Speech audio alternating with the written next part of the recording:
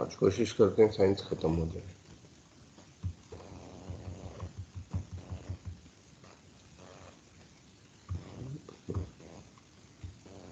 ठीक है,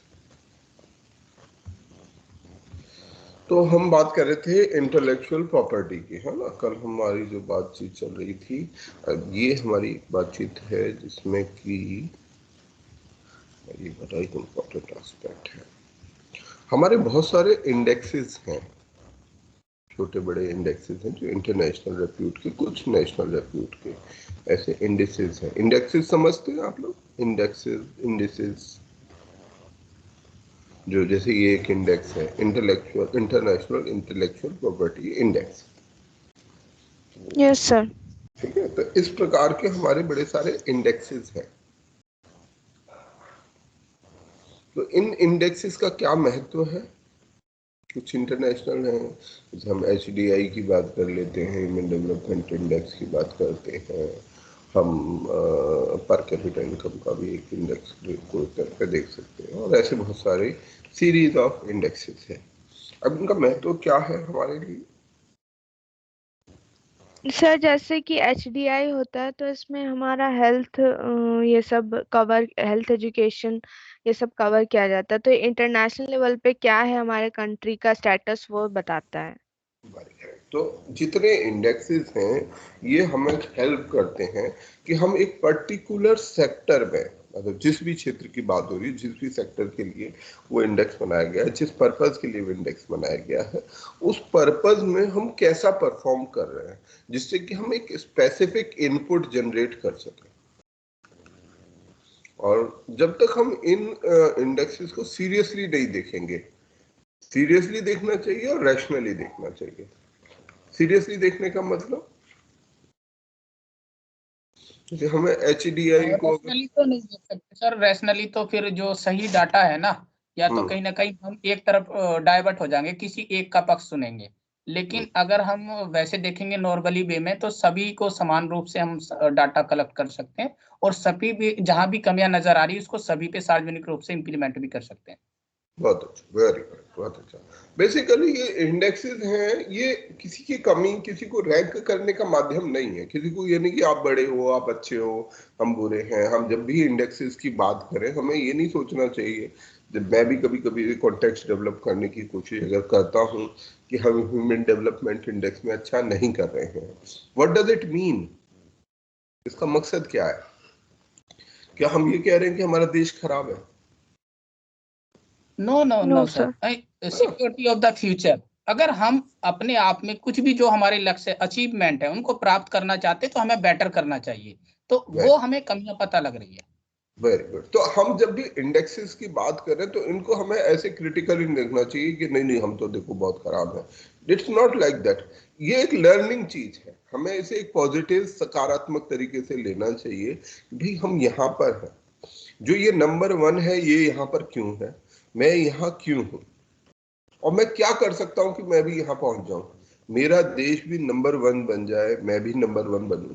ये मेरा एक कंसिस्टेंट एफर्ट होना चाहिए। जो सुबह मैं बात कर रहा था, उद्यम, ये उद्यम है कि हम लगातार प्रयास करते रहे, ऊर्जा के साथ प्रयास करते रहे, एनर्जी के साथ, है ना। थकेला नहीं, थकेले तरीके से नहीं करना है, ऊर्जा के साथ। We should have energy. हम एनर्जी के साथ और कंसिस्टेंसी के साथ लगातार प्रयास करें। जब भी हम कोई काम कंसिस्टेंसी के साथ और विद एनर्जी करते हैं, एक तो होता है कि जैसे अब हम पढ़ाई कर रहे हैं, एक होता है माता पिताजी ने पीट पाट के बिठा दिया, पढ़ो, पढ़ना है, कोचिंग में एडमिशन करा दिया, जाओ कोचिंग करके आओ, ठीक है। अब इसमें आप प्रयास तो कर रहे हो, पर उस प्रयास में क्या चीज की कमी है? एनर्जी और इंटरेस्ट। एनर्जी की, है ना, ऊर्जा की। आप बैठ तो जाओगे स्कूल में जाके, आपको किसी ने कह दिया कि भैया कोचिंग में बैठना है, ठीक है, मम्मी ने बोला, पापा ने बोला, पिटाई होगी, चले जाते हैं, चले गए, बैठ गए, बट सीखेंगे कुछ नहीं। क्यों? क्योंकि हमारी ऊर्जा मिसिंग है। तो ये हमारे लिए, अरे खाली ऊर्जा होना भी सफिशिएंट नहीं होता। बहुत सारे लोग होते हैं, बहुत एनर्जी है, बहुत हाई लेवल ऑफ एनर्जी है कि हाँ हम कुछ करना चाहते हैं, हमें ये करना है, हमें वो करना है, वो करना है, परंतु उनके अंदर क्या प्रॉब्लम होती है? ऐसे लोगों के अंदर में हाँ, एफर्ट अवेयरनेस नहीं, एफर्ट की कमी होती है। बहुत सारे लोग क्या होते हैं, जैसे शेख चिल्ली की आपने कहानी सुनी है? Yes sir. No sir. अच्छा, शेख चिल्ली की कहानी क्या बताती है हमें? It's a very important thing, हमें सीखना चाहिए। शेख चिल्ली की कहानी क्या सुनाती है? शेख चिल्ली शब्द सुना है ना, सबने सुना तो होगा। इसकी कहानी क्या यस है? सर। सब हाँ। क्या वो कहानी? लास्ट में आके एफर्ट लगाता है और फिर बाद में जीत जाता है। नहीं नहीं, मतलब शेख चिल्ली की जो एक्चुअल कहानी जो मुझे पता है, शेख चिल्ली को ऐसे आदमी के लिए कहा जाता है जो डे ड्रीमर होता है। तो शेख चिल्ली की कहानी ऐसी है कि एक व्यक्ति था, है ना, वो मतलब बहुत ज्यादा सोचता अच्छा था, है ना, सोचता था, तो सपने लेने की उसकी बड़ी आदत थी। तो वो अपने घर में बैठा रहता है, बैठे बैठे वो ये सोचता है कि मैं, मतलब उसे कहीं से एक अंडा ले आता है। तो अंडा लाके फिर वो सोचता है कि यार मैं इस अंडे से जो है, इस अंडे से जो है इसको वो करूंगा तो इसमें से मुर्गी निकलेगी। वो मुर्गी निकलेगी तो मैं उस मुर्गी को दाना खिलाऊंगा, और दाना खिला के वो मुर्गी बहुत सारे बच्चे देगी। जो बहुत सारे बच्चे देगी, उन मतलब अंडे देगी, उन अंडों को मैं वापस सेऊंगा, तो उनमें से और सारी मुर्गियां निकलेंगी। वो मुर्गियां बहुत सारे बच्चे होंगे तो मेरा मुर्गी का फॉर्म बन जाएगा। तो मैं मुर्गियां बहुत बड़े लेवल पे बना लूंगा, तो मैं मुर्गी से फिर और ऐसे ऐसे करके मैं बहुत अमीर बनता जाऊंगा। तो ये सोचते सोचते वो जो अंडा होता है वो कहीं ठोकर खाता है और धड़ाक से गिरता है, उसका वो अंडा भी फूट जाता है। तो ये तो रही इसकी कहानी। अब इसमें हमें सीखने को क्या है, हमारे लिए लर्निंग क्या है? लगातार ठीक है, प्रयास करना सर।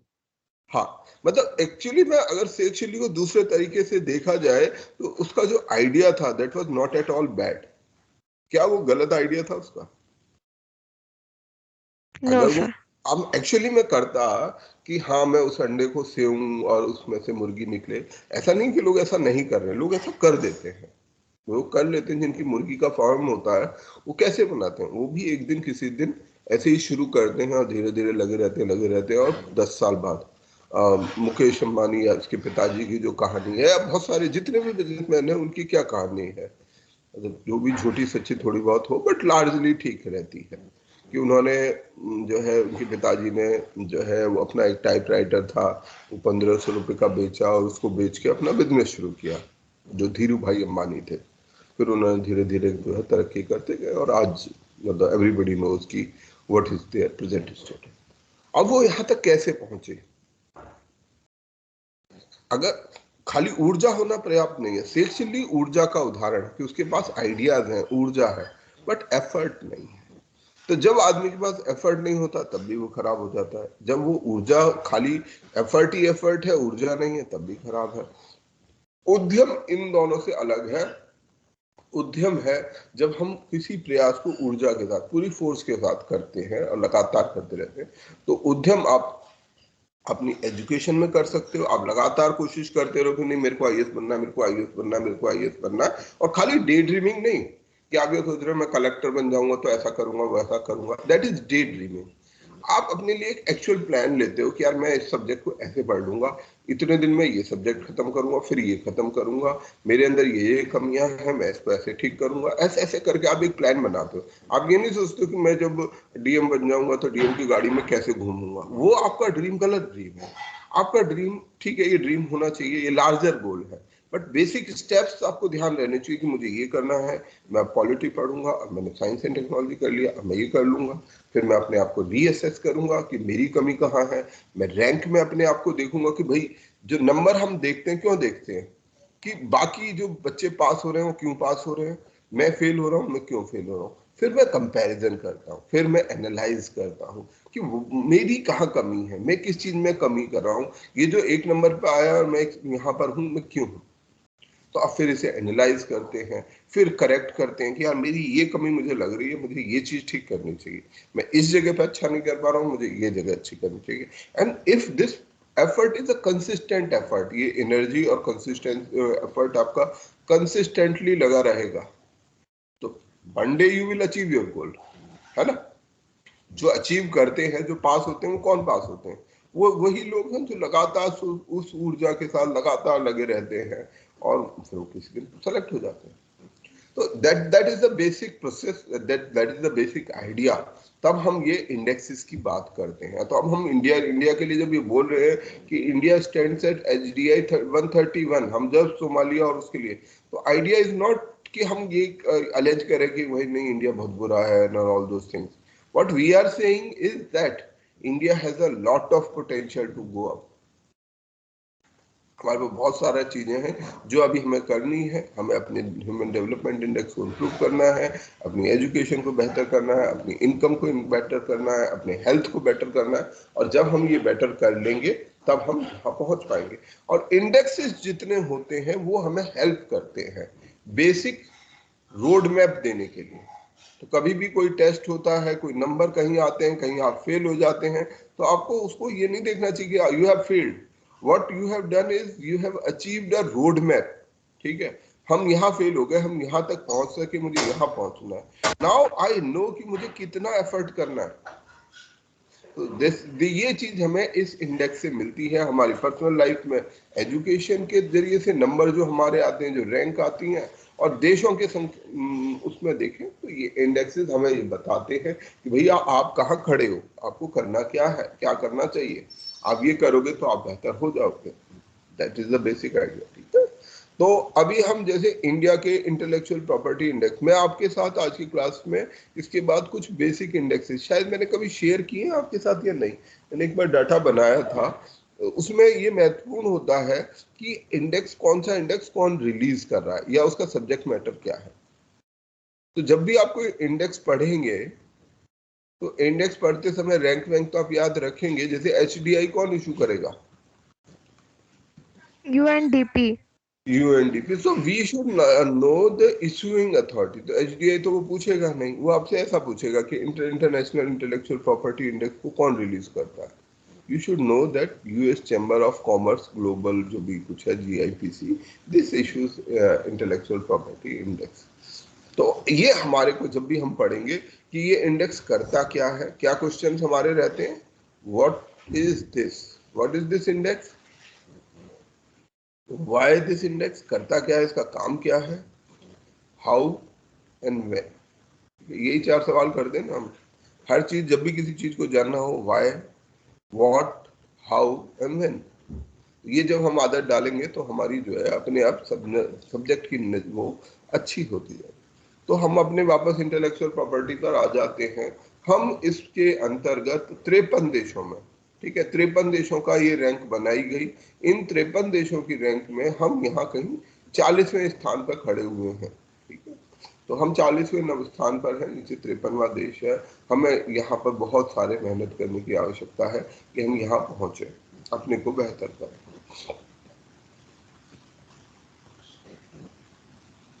अच्छा, ये भारत का जो ओवरऑल स्कोर है वो निश्चित रूप से बड़ा है, परंतु 2.42% बड़ा है। अगर हमारे टोटल नंबर बढ़ जाते हैं तो क्या हमारा रैंक भी बढ़ जाएगा?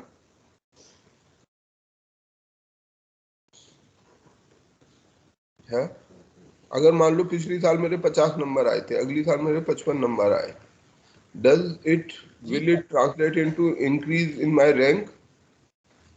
Not necessary। क्यों? क्योंकि अगर मेरे पिछले में से 50 से 55 नंबर बढ़ गए, परंतु हो सकता है बाकी बच्चों के उतने ही बढ़ गए या उससे भी ज्यादा बढ़ गए, तो मेरे को एक रिलेटिव इंक्रीज की भी जरूरत होती है। मुझे अगर पास होना है तो मुझे रिलेटिव इंक्रीज की जरूरत रहेगी कि मैं और बच्चों से बेहतर कर पाऊं। तो अगर बाकी ने 4 नंबर बढ़े तो मेरे 6 नंबर बढ़ने चाहिए, तब मैं पास हो पाऊंगा। तो that should be kept in mind. Okay, तो इस इंडेक्स के मामले में US, UK, Sweden, France, Germany सबसे अच्छा कर रहे हैं। वो इस मामले में 5 ऐसी इकोनॉमीज हैं जो नंबर 1 पर है। भारत की बात करें अगर हम इंटेलेक्चुअल प्रॉपर्टी के मामले में, तो भारत ने अपनी IPR, नेशनल IPR पॉलिसी 2016 में बनाई थी, जिसका उद्देश्य ये है कि नंबर 1, जब IPR का जहां पर वो अच्छा रहेगा, जहां इंटेलेक्चुअल प्रॉपर्टी का सम्मान होगा, वहां पर इनोवेशन में ज्यादा इन्वेस्टमेंट आएंगी। आप अपने आप को क्यों इन्वेस्ट करोगे अगर वो प्रॉपर्टी आपके कंट्रोल में नहीं है? आप एक रिसर्च पर काम कर रहे हो, आपके दिमाग में कुछ एक अच्छा बेहतरीन सा आइडिया है, आपके दिमाग में कुछ बढ़िया है कि यार ये चीज बनाऊंगा तो बहुत अच्छा बन सकती है, ये बहुत लोगों के काम आ सकती है। अब ये चीज करने के लिए आपको क्या करना पड़ेगा, इसमें इन्वेस्ट करना पड़ेगा। क्या इन्वेस्ट करना पड़ेगा? अपना टाइम, अपना मनी। अगर मान लो आपने वो आविष्कार कर लिया और वो इनोवेशन आपके कंट्रोल में नहीं है, कि आपको उससे कोई बेनिफिट नहीं हो रहा, ठीक है, ये इनोवेशन आपने किया, आपने कोई बढ़िया मशीन एक बना दी है, परंतु उससे आपको कोई बेनिफिट नहीं हो रहा, कोई दूसरा आदमी, जैसे कल हमने एक पब्लिशर की बात की थी ना, कि आपने किताब लिखी, दूसरे पब्लिशर ने छाप दी, अब जो जो भी कुछ फायदा हो रहा है वो उसको हो रहा है, नाम हो रहा है तो उसका हो रहा है, पैसा हो रहा है तो उसको हो रहा है, आपको क्या है? कुछ नहीं। तो ऐसे में you will not get motivated, आपका जो मोटिवेशन लेवल है वो लो रहेगा। आप कहोगे यार क्यों मैं अपना टाइम और मनी इसमें इन्वेस्ट करूं? तो जितने देश जहां ये इंडेक्स अच्छा होगा, वहां उतना ही इन्वेस्टमेंट इन इनोवेशन बढ़ जाएगा, राइट? तो ये हमारा जो बेसिक आइडिया है कि हम इनोवेशन को कैसे प्रमोट करें, उसके लिए ये बेहद आवश्यक है कि हम अपने इंटेलेक्चुअल प्रॉपर्टी को प्रोटेक्ट करें। अगर किसी ने कुछ किया है, उसका सम्मान होना चाहिए, उसको उसका हक मिलना चाहिए, और उसका सही एनफोर्समेंट हो, कि अगर कोई वायलेट करता है, किसी ने धोखे से किया, तो उसको कुछ सजा भी मिलनी चाहिए कि भाई आपने गलत किया है, नहीं आपको ये नहीं करना चाहिए था, यू विल बी पनिश्ड। तो ये हमारा बेसिक आइडिया यहाँ पर रहना चाहिए।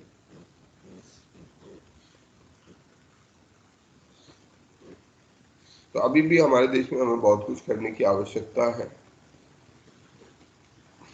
भारत ने जो है एक ये ट्रीटी साइन की है रिसेंट टाइम में, कस्टम डिपार्टमेंट इसको लागू करने की कोशिश कर रहा है, जिसमें है treaty on law of trademark and patent law. ठीक है, धीरे धीरे ये चीज बढ़ रही है। इसका उदाहरण कैसे आप देख सकते हो, अगर आप अपने आसपास देखोगे, आप लोग कुछ ये जो बाजार होते हैं, जैसे सरोजिनी नगर, लाजपत नगर, ऐसे बाजारों में जाते हैं। हाँ सर, सेम कॉपी का वो मिल जी जाता सर। है। सेम कॉपी का करोल बाग में आप जाओगे तो आपको एडिडास के जूते पटरी पर भी मिल जाएंगे।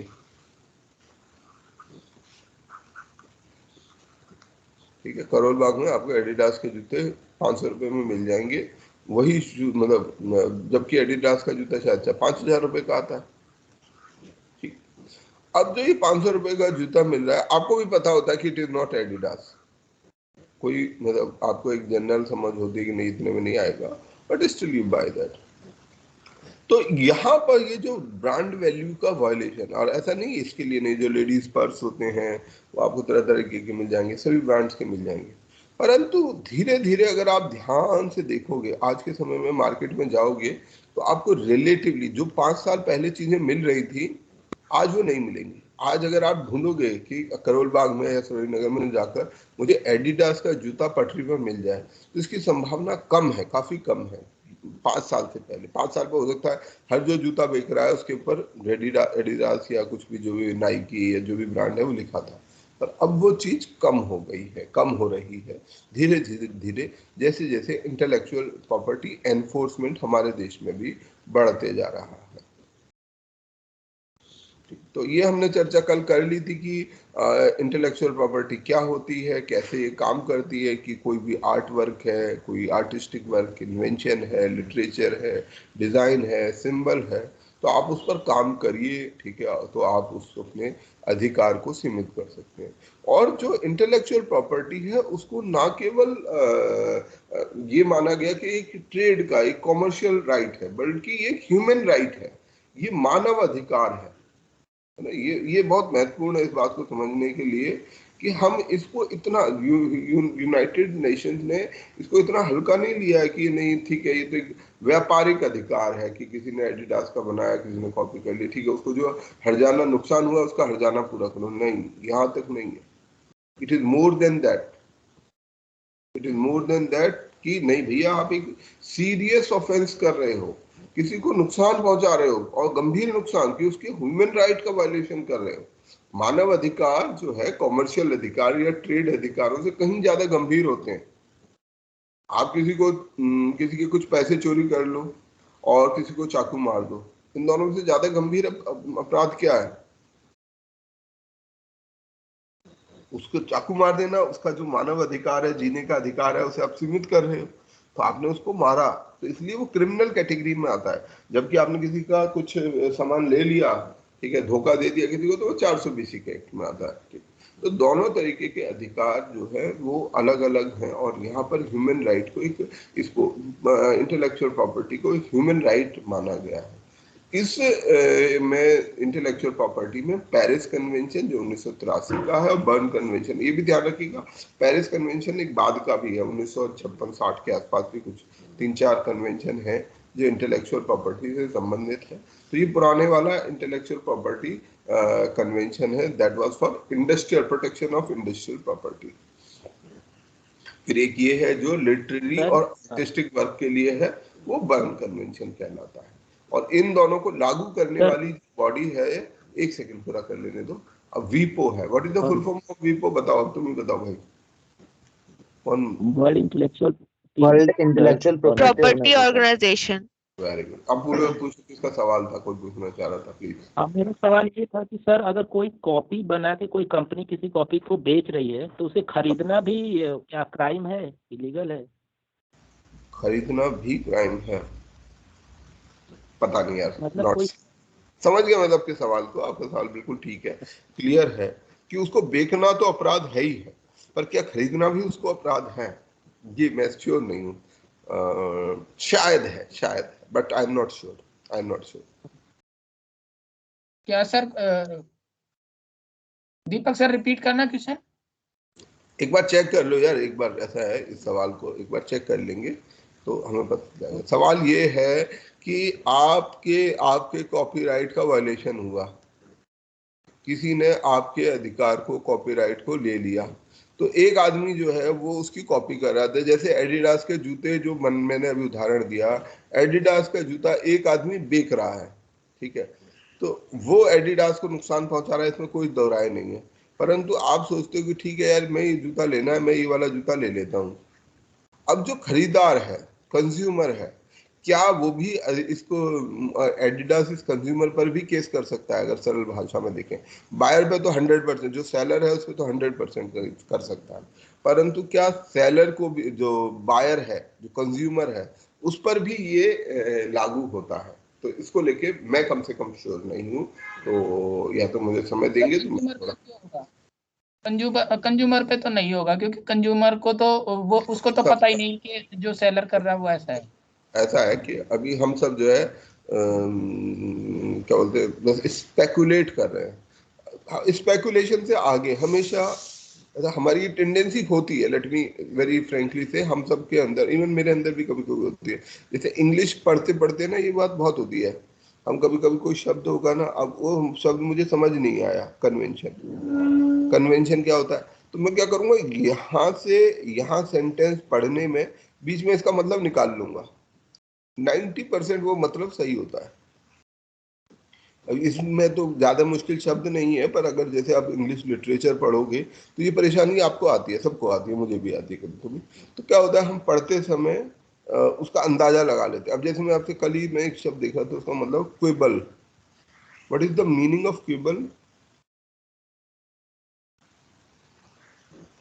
सर नहीं पता। नहीं पता ना, ठीक है, मुझे भी नहीं पता था, कोई बात नहीं, मतलब ऐसी बात नहीं, ना पता होना कोई गुनाह नहीं है। तो हमें इसका मतलब नहीं पता, अब ये सेंटेंस में आया, एक चीज तो ये हो सकती है कि मैं उस सेंटेंस को, रनिंग सेंटेंस को, उस कॉन्टेक्स्ट के साथ में इसको मतलब को पढ़ लूं, समझ लूं, व्हाट इज क्विबल, मैं समझ सकता हूँ। 90% पॉसिबिलिटी ये है कि वो जो मैं मतलब गैस करूंगा वो ठीक होगा, 90% पॉसिबिलिटी रहती है, but there is a 10% possibility that I may be entirely incorrect. कभी कभी हम इंग्लिश में ये काम करने में पूरी तरीके से गलत हो जाते हैं।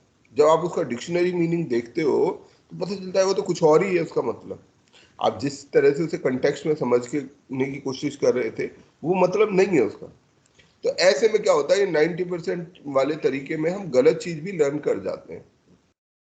तो इसलिए मैं ये कहूंगा कि लेट्स नॉट स्पेकुलेट, खासतौर में जो लीगल मैटर हैं, जहां पर चीजें स्थिर हैं, क्योंकि ये तो कानून है, तो कानून तो क्लियर होगा। होगा या नहीं होगा, तो हम वहां पर देख लेंगे। तो इसको और देख लेंगे, आप लोग भी देख सकते हो, आप लोग भी इसे सर्च कर सकते हो, मैं भी अपने स्तर पर जब समय रहेगा तो मैं चेक कर लूंगा। ठीक है। वैसे क्विकबल का मतलब होता है कि छोटी मामूली बात के लिए झगड़ा करना। कभी कभी हम बिना कारण का झगड़ा करते रहते हैं ना, कि बहुत ट्रिवियल से मैटर पर जिस पर कोई बहस नहीं होनी चाहिए, हम उस पर घंटों बहस करते रहते हैं। That is called quibble. Okay, तो ये जो है, आई होप मैं ठीक बोल रहा हूँ। जी यस सर। आप सबके साथ भी ऐसा होता होगा मेरे ख्याल से, क्योंकि हमें डिक्शनरी लेने का आलस रहता है कि कौन डिक्शनरी देखेगा, अंदाजा ही लगा लेते हैं। ठीक है, तो हमारा ये वाला रहा। इसके बाद हम आगे चलते हैं। और इसके बाद ये हमारा office of controller general of patent design and trademarks है। तो इसको भी याद कर लेते हैं कि ये एक हमारे देश में क्या क्या चीजें हो गई। एक हमारे देश में अगर आईपीआर की इंडिया में बात करूं, तो अगर मुझे आईपीआर सर पर, एक नेशनल आईपीआर पॉलिसी है 2016 का। बिल्कुल ठीक है। अगर मैं ये कहूं कि what is the IPR system, जैसे अगर मान लो आपको आईपीआर के ऊपर इंडिया में what is the critically analyse IPR position in India, तो आप क्या लिखोगे उसमें, क्या क्या आपको मेंशन करना पड़ेगा? तो आपको उसमें मेंशन करना है, मान लो 250 शब्द में लिखना होता है, जो हमारे मेंस के क्वेश्चन होते हैं ना, उसमें ऐसा लिखना होता है कि 250 शब्द में आप इसके ऊपर लिखो। तो आपको क्या मेंशन कर देना चाहिए? आप आईपीआर पॉलिसी लिख दो कि इंडिया ने 2016 में ये पॉलिसी बना दी थी। अब ये वाला ऑफिस लिख दो कि ये ऑफिस है CGPDTM। फिर ये एक्ट लिख दो कि हमारे देश में पेटेंट एक्ट है, हमारे देश में डिजाइन एक्ट है, हमारे देश में ट्रेडमार्क एक्ट है, हमारे देश में geographical indication of good protection ये वाला एक्ट है। तो ये लिख दो और कुछ दो चार इधर उधर की लाइन लिख दो, आपका ये 250 वर्ड पूरा हो जाएगा और आपका आंसर यहाँ पर लगभग ठीक हो जाएगा। तो हमारे को, इसलिए मैं ये जो सर्कल सर्कल करने की कोशिश करता हूँ, उसका उद्देश्य ये है कि ये जो कीवर्ड्स हैं यहाँ पर याद करने के, इस आईपीआर के लिए कीवर्ड्स क्या क्या है। हमारा ये ऑफिस हो गया, फिर वीपो हो गया, पेरिस कन्वेंशन हो गया, बर्न कन्वेंशन हो गया, इंडिया की जो वो आईपीआर पॉलिसी है वो हो गई, फिर उसके बाद ये जितने एक्ट है ये हो गए। तो हमारे को इतना पढ़ लेंगे तो हमारे लिए आईपीआर एक बेसिक समझ के लायक काफी हो जाएगा। अच्छा, अब टाइप्स ऑफ आईपीआर की बात कर लेते हैं। वैसे हमने कल ये चर्चा कर ली है, फिर भी हम इसे जस्ट फॉर रिविजन से इसे डिस्कस कर रहे हैं। पेटेंट क्या होता है? पेटेंट वो चीज होती है कि जब हमने कोई खोज की, कोई नई इन्वेंशन करी, कल आप कोई नई चीज खोज के लाएंगे, ठीक है, कोई नया प्रोडक्ट बनाएंगे, और जिसके अंदर नोवेलिटी की कंडीशन होनी चाहिए। What is novel? New invention, और जो अंतरराष्ट्रीय स्तर पर लोगों को प्रभावित करे, नई सोच मैक्सिमम जो लोगों पहले कभी ना हो। तो अभी ना हुआ हो। वैसे नॉवल का दूसरा मतलब वो जो पढ़ने वाला नॉवल भी होता है, वो उसका दूसरा मतलब होता है। तो यहाँ जो नोवेलिटी का मतलब है, नोवेल का मतलब है something that is all together new, all together new, जो आज तक नहीं हुआ। तो इट शुड बी, जो आपका इन्वेंशन है, आपने जो प्रोडक्ट बनाया है, वो नया होना चाहिए, उसमें कोई नई चीज होनी चाहिए। ऐसा नहीं कि आप किसी की चीज को लो और थोड़ा बहुत उसमें ऑल्टरेशन करके ले आओ। That is not sufficient for patent. It should have something unique, something new, non obvious होना चाहिए, और इंडस्ट्रियल यूज के लिए होना चाहिए। नॉन ऑब्वियसनेस का मतलब क्या हुआ?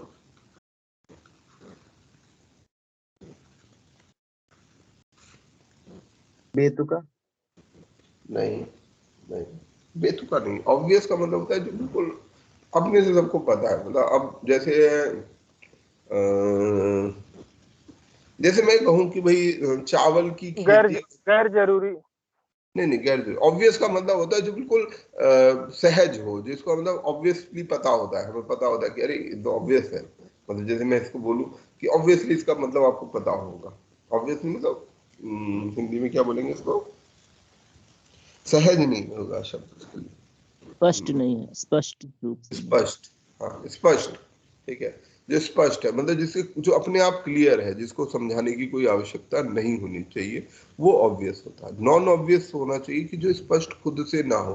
कुछ फैक्ट्स ऑफ द लाइफ में बहुत सारी चीजें हमें पता होती है कि अगर हम ऐसा करेंगे तो ऐसा होगा, ऐसी चीजों को आप आईपीआर पेटेंट नहीं करा सकते। उसमें कुछ डिफरेंट होना चाहिए कि हाँ, ये चीज जब ऐसे करते हैं तब ऐसा होता है, तो ये चीज एक ने आप में कुछ नॉन ऑब्वियस होनी चाहिए, ऑब्वियस चीज को नहीं। जैसे मैं कहूँ, उसका उदाहरण मेरे दिमाग में जैसे आया था कि मैं कहता हूँ कि उन्हें मेरे को चावल की इसका पेटेंट करने दे दो। मैंने ये खोज की है कि जो है ये चीज, चावल को जब जमीन में बो देते हैं तो उसमें से पेड़ निकल आता है, मुझे इसका पेटेंट करने के दो, तो इसका पेटेंट मुझे मिलेगा? No sir.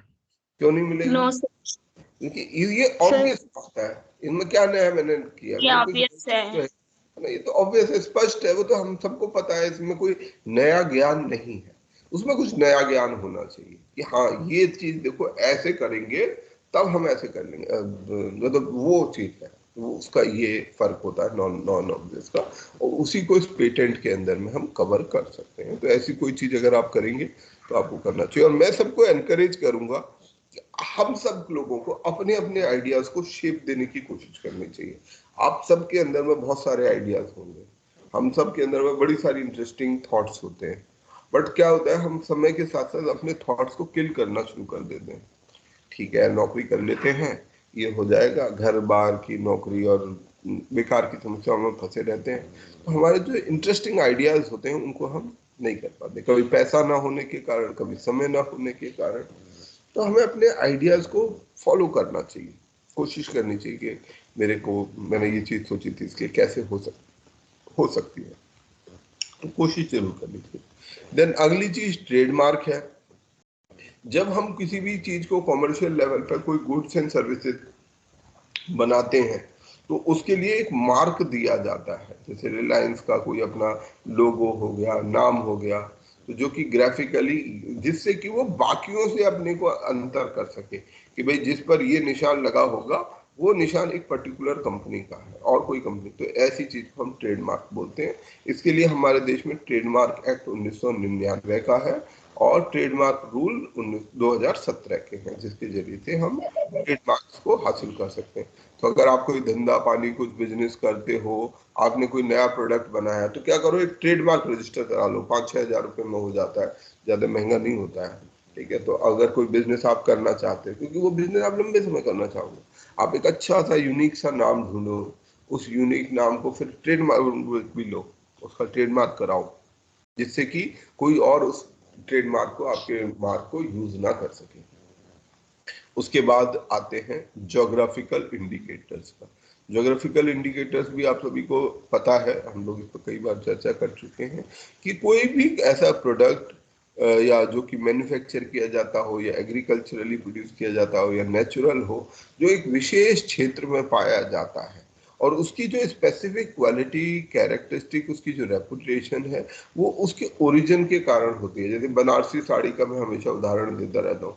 अब जैसे बनारसी साड़ी है, बनारसी साड़ी बोलते ही आपके दिमाग में, जहन में एक चीज आ जाती है कि अरे वैसी साड़ी होगी, उसके अंदर जो भी उसकी पैटर्न होगा, मुझे ज्यादा इसका ज्ञान नहीं है, बट बॉर्डर होता होगा, उसमें ऐसे चमकीले चमकीले वो होते होंगे, उसकी ये क्वालिटी होती होगी, तो ये बनारसी साड़ी। अब वो कोई, तो ये साड़ी का जो नाम है ये कहाँ से आया?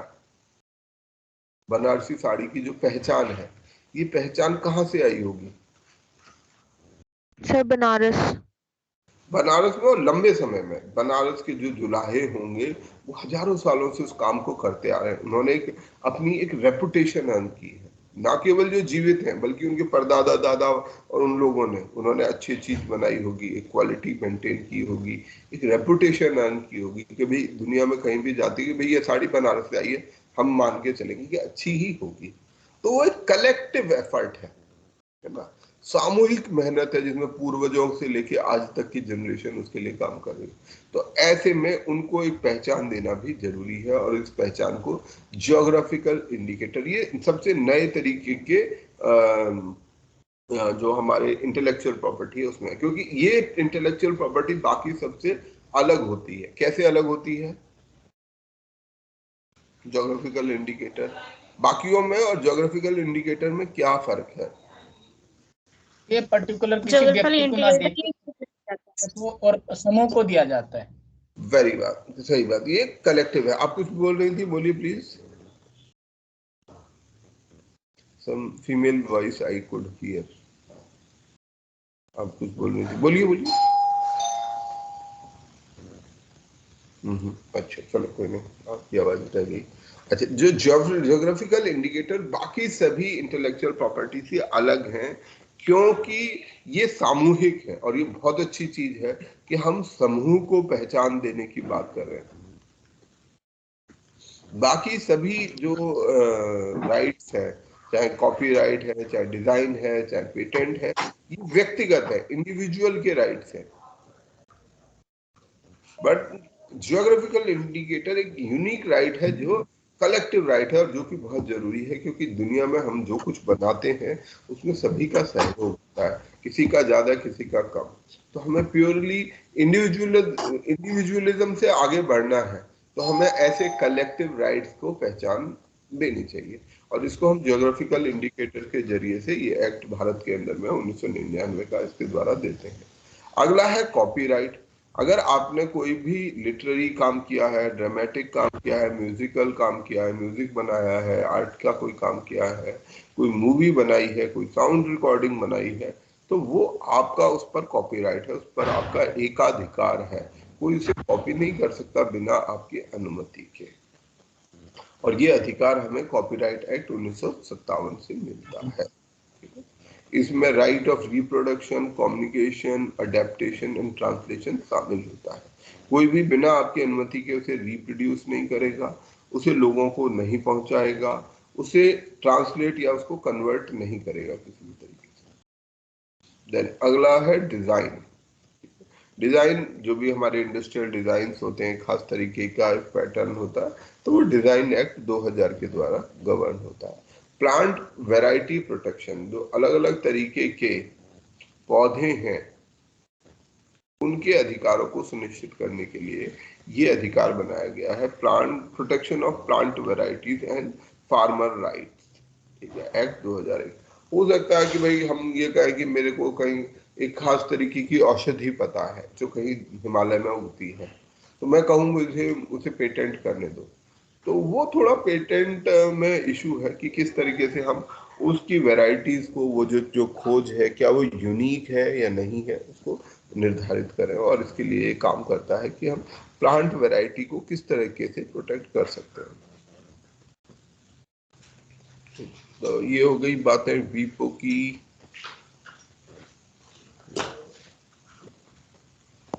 हेलो सर, हाँ जी बोलो। ट्रेडमार्क और लोगो एक ही होता है क्या? ट्रेडमार्क और लोगो?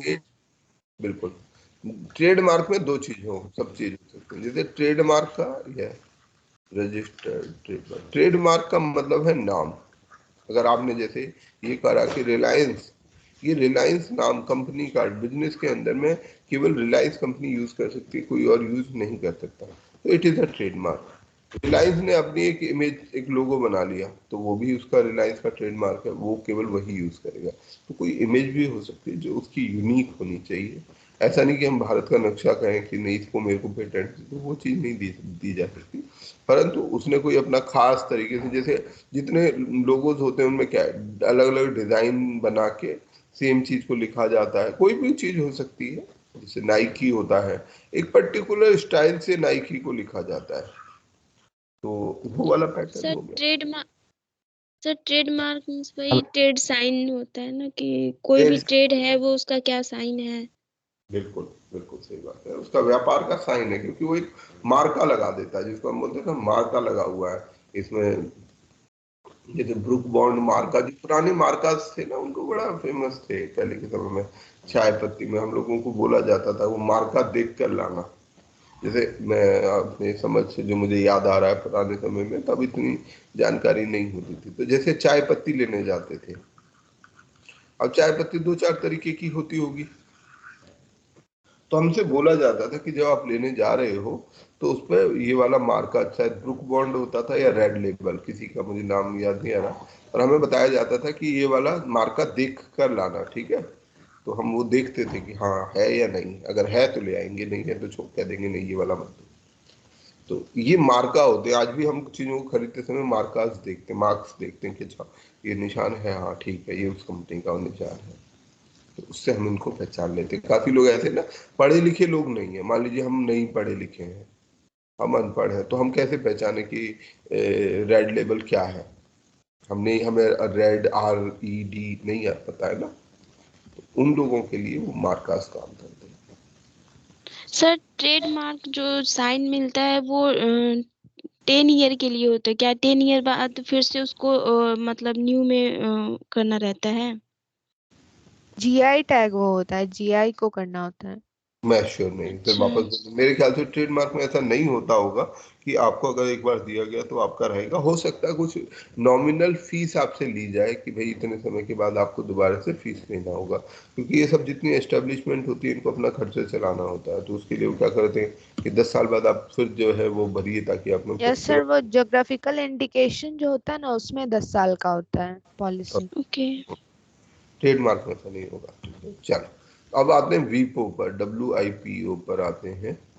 WIPO एक ग्लोबल फोरम है जिसमें intellectual property services, policy, information और कोऑपरेशन के लिए काम किया जाता है, कि पूरी दुनिया में जो है एक म्यूचुअल कोऑपरेशन हो।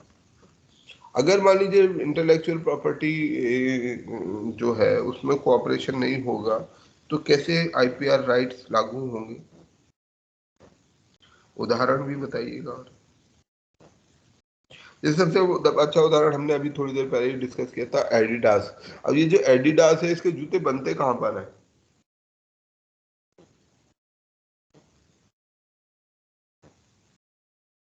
जो श्रीनगर में जूते सर बनते हैं, फैक्ट्री में। कौन सी फैक्ट्री में, किस देश में? शायद वो ये तो ज्यादा नहीं चाइना पता। से आते हैं, मैक्सिमम चाइना, फिर ताइवान वगैरह से आते हैं। तो अगर इंटरनेशनल कोऑपरेशन नहीं होगा, चाइना कहेगा कि मैं नहीं जानता आप क्या, कौन एडिडास कौन नाइकी, हमारे यहाँ हम कुछ नहीं जानते, हम तो बना रहे हैं, हम तो जूता बना रहे हैं, हमसे जो कहा जाता है हम तो वो छाप देते हैं।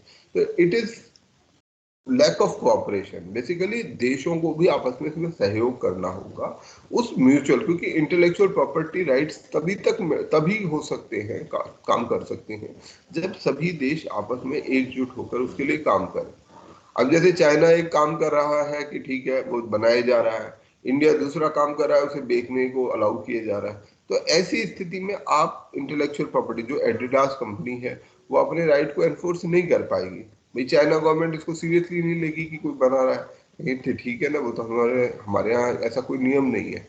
या भारत कहेगा कि हमारे यहाँ बिक रहा है, हमें कोई मतलब नहीं है कि वो एडिडास का उसमें लोगो लगा रखा है या नहीं लगा रखा, जूता बिक रहा है हमारे लिए। तो इनमें दोनों देशों को भी सपोर्ट करना होगा, तभी ये इंटेलेक्चुअल प्रॉपर्टी एनफोर्स किए जा सकते हैं। तो इस काम को करने का काम इंटेलेक्चुअल प्रॉपर्टी ऑर्गेनाइजेशन वीपो करता है, कि पूरी दुनिया में आपस में ये जो इसकी सर्विसेज मुहैया कराई जाए, एक इंटरनेशनल पॉलिसी बनाई जाए जो सबको, जिस पर सभी सहमत हो, सभी को उसके बारे में इंफॉर्मेशन दी जाए कि भाई आपको ये करना है, और आपस में एक देश दूसरे देश के साथ सहयोग करे। भारत इस वीपो का एक सदस्य है, और एक बैलेंस्ड और इफेक्टिव इंटरनेशनल IP सिस्टम बनाने के लिए हम उसके साथ, वीपो के साथ काम कर रहे हैं। वीपो का कन्वेंशन सन 1967 में हुआ था, 1967 में हुआ था। पेटेंट लॉ ट्रीटी है, ये एक संधि है 2000 की, जिसमें जो प्रोसीजर है, पेटेंट का जो प्रोसीजर है उसको सिंप्लीफाई करना और हार्मोनाइज करना, ताकि इंटरनेशनली एक ही प्रैक्टिस फॉलो हो।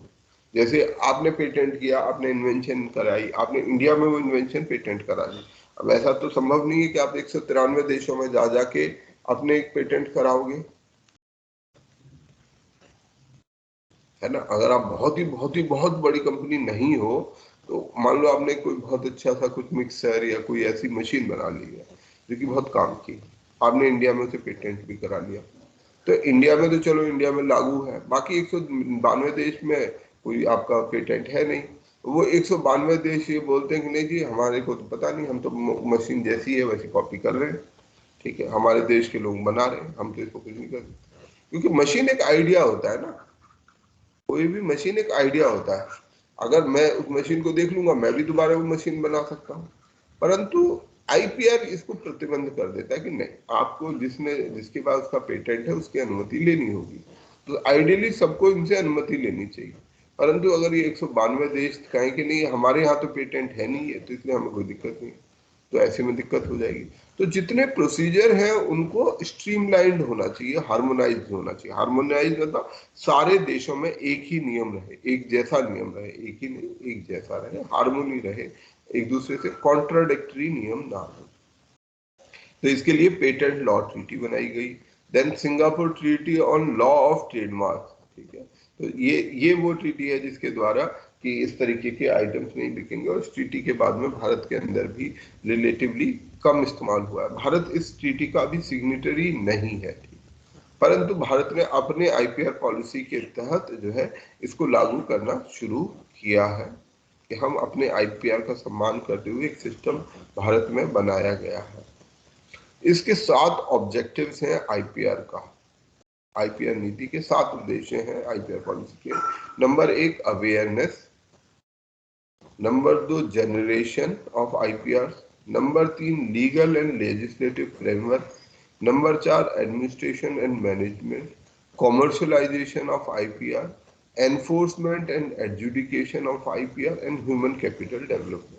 अर्थात सबसे पहले तो लोगों तक ये बात को संदेश पहुंचाया जाए कि आईपीआर जो है बहुत जरूरी चीज है, हमें वायलेट नहीं करना चाहिए। हमें अगर हम एडिडास का जूता नहीं है तो उस पर एडिडास नहीं लिखा जाना चाहिए, नाइकी नहीं लिखा जाना चाहिए, ये गलत है।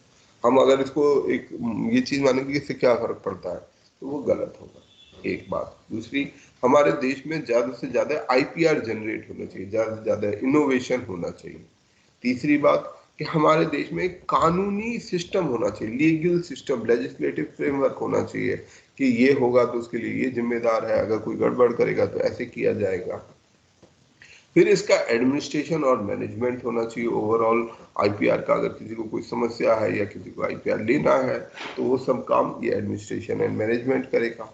कॉमर्शियलाइजेशन ऑफ आईपीआर कि उससे कोई आदमी, अगर आपने कोई मशीन बना ली है तो अब के पास वो उसका जो भी फायदा है वो आप तक भी पहुंचना चाहिए। फिर है एनफोर्समेंट एंड एडजुडिकेशन, अगर कोई नियमों को तोड़ता है तो आपके लॉ को अगर कोई तोड़ता है तो उसको सजा कैसे देंगे, उसको क्या तरीका होगा, और अल्टीमेटली ह्यूमन कैपिटल डेवलपमेंट। तो ये 7 उद्देश्य हैं, सभी याद रखिएगा। Awareness, generation, legal legislative framework, administration and management, commercialisation, enforcement and human capital development. ये हमारे देश की जो आईपीआर पॉलिसी है उसका मूल उद्देश्य है। जब भारत के अंदर में ये एक पेटेंट प्रोसिक्यूशन हाईवे प्रोग्राम बनाया गया, इसका क्या उद्देश्य है? पेटेंट प्रोसिक्यूशन हाईवे,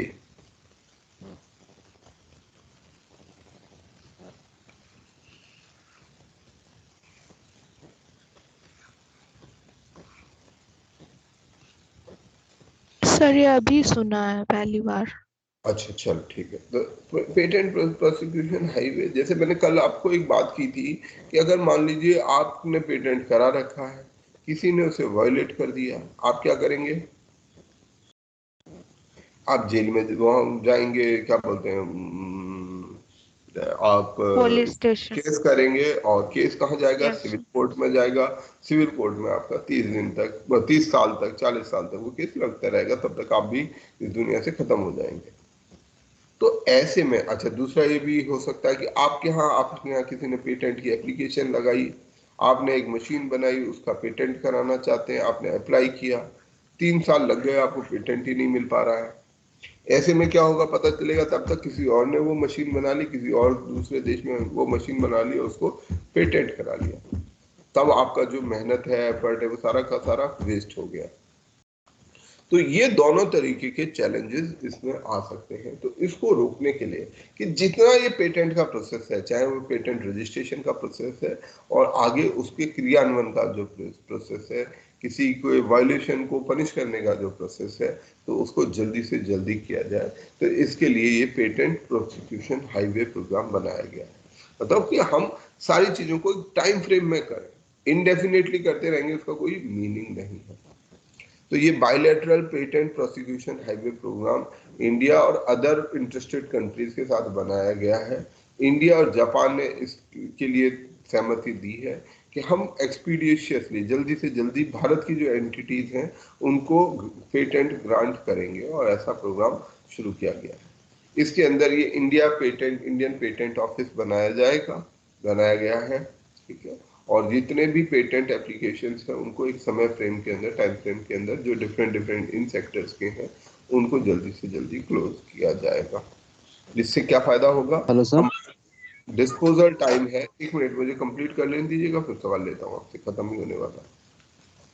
जो डिस्पोजल टाइम है वो कम हो जाएगा, मतलब एप्लीकेशन जल्दी निर्धारित होंगी, कम पेंडेंसी रहेगी, अन्यथा ज्यादा पेंडेंसी होगी तो आपका पेटेंट का कोई मतलब नहीं है। क्वालिटी ऑफ पेटेंट अच्छा रहेगा कि अच्छी चीजों को पेटेंट मिले। देश में, हमारे देश में ज्यादा से ज्यादा इन्वेस्टमेंट आएगी, क्योंकि लोगों को लगेगा कि यार अगर हम वहां पर कुछ रिसर्च करते हैं और उससे होने वाला फायदा हमें मिल सकता है तो वो आपके देश में इन्वेस्ट करेंगे और नई नई टेक्नोलॉजी देश के अंदर में आ सकेगी, ठीक है। तो ये अब आप अपना सवाल ले लीजिए। सर मेरा क्वेश्चन है सर, इससे भारत के जो बौद्धिक संपदा है के अधिकार में वृद्धि होगी सर?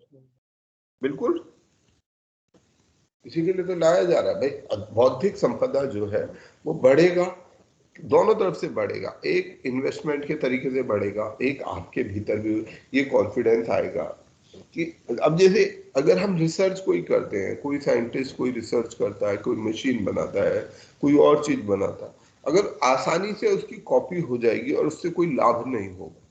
कोई भी रिसर्च करने के लिए, कोई भी नया प्रोजेक्ट करने के लिए आपको उसमें बहुत मेहनत करनी पड़ेगी। आप सोचो, आपने एक ऐप बना लिया, एक ऐसा ऐप बना रहे हो आप जो बहुत यूटिलिटी का है, लोगों के काम का है।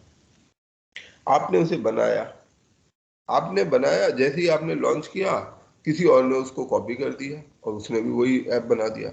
अब लोग आपका ऐप ना लेके उसके ऐप को खरीद रहे हैं। अब आपने उस ऐप को बनाने में जो पैसा, टाइम, एनर्जी खर्चा किया वो तो व्यर्थ गया ना। आप तो फ्रस्ट्रेटेड फील करेंगे। तो इसलिए इसका पेटेंट होना आवश्यक और समय से होना जरूरी है, जिससे कि हमारी बौद्धिक संपदा बढ़ेगी, लोगों का इन्वेस्टमेंट बढ़ेगा। हो सकता है दूसरे देश के लोग भी देखें कि अगर इंडिया में इस तरीके की चीजों की आवश्यकता है, हम यहाँ पर रिसर्च करते हैं, इस रिसर्च को फंड करते हैं और उससे क्योंकि जो प्रोडक्ट बन के निकल के आएगा उससे हमें फायदा हो जाएगा, इसलिए वो बाहर से भी हमें इन्वेस्टमेंट आ जाएगा। हाँ सर मेरा सर क्वेश्चन है, वो मेरे एक चंद्रा को पूछने देते हैं। चंद्रा आप पूछिए पहले। सर यूट्यूब पे जो कॉपीराइट स्ट्राइक्स जो आते हैं तो वो अलग होता है क्या इससे? हाँ, यूट्यूब भी इस चीज को फॉलो करता है। अगर यूट्यूब में जैसे आपका वीडियो है, मैंने उस वीडियो को डाउनलोड किया और अपने चैनल पर लगा दिया, तो this is violation of copyright. आप उसके जो कॉपीराइट के अधिकार है, क्योंकि उस आदमी ने उस वीडियो को बनाया, बड़ी मेहनत से बनाया होगा, जगह जगह जा जा के बनाया होगा, उसके लिए उसने पढ़ाई की होगी, सब कुछ किया होगा, आपने उठाया, कॉपी किया, डाल दिया। तो अगर ऐसा होता है तो यूट्यूब इस पर नजर रखता है कि भाई इस तरीके की कॉपिंग ना हो, और अगर कोई शिकायत करता है तो उसको फिर वो वहां से हटा दिया जाएगा और उसके अकाउंट को, उसके चैनल को बंद भी कर दिया जाएगा। सर मेरा क्वेश्चन है कि जैसे कोई प्रोडक्ट है, मैं एक बिस्लेरी बॉटल का एग्जांपल देता हूँ कि उसके पूरा हूबहू तो नाम बिस्लेरी नहीं लिखता है, लेकिन उसका बॉटल का स्ट्रक्चर, उसका कलर और उसका नाम में केवल आर की जगह ई या एक स्पेलिंग कर देता है और उसी फॉन्ट में लिखता है जिस फॉन्ट में वो बिस्लेरी कंपनी लिख रही है। वो पूरी तरह उसे कॉपी तो नहीं कर रहा है, लेकिन उसका इंटेंशन है कि उसी के नाम पे मेरा प्रोडक्ट बिक जाए। तो क्या ये कॉपीराइट के उल्लंघन है क्या? हाँ, ये कॉपीराइट का नहीं है, ये ट्रेडमार्क और जो पेटेंट है। क्योंकि ट्रेडमार्क में आप, जैसे मैं यहाँ पर आपको बताना भूल गया था, इवन जो शेप ऑफ बॉटल है, जैसे बिस्लरी एक पर्टिकुलर शेप ऑफ बॉटल अपनी बनाती है, तो वो अगर अपनी बॉटल को चाहे तो वो भी पेटेंट करा सकती है और फिर कोई उस शेप की बॉटल को नहीं बना पाएगा। उसके ऊपर जो कलर स्कीम भी रहती है, ठीक है, वो भी पेटेंट किया जा सकता है। इवन नाम, जैसे अब बिस्लेरी को आपने कहा EI कर दिया, ठीक है, तो अब ये दूर से किसी को देखते समय नहीं समझ आएगा, ये भी पेटेंट का वायलेशन है। ये सब पेटेंट के वायलेशन है, अगर प्रोवाइडेड उसमें ये सब पेटेंट करा रखा हो। Okay sir. पेटेंट नहीं, ये वो ट्रेडमार्क करा रखा हो, सर गलत कर दिया, ये सब वायलेशन है।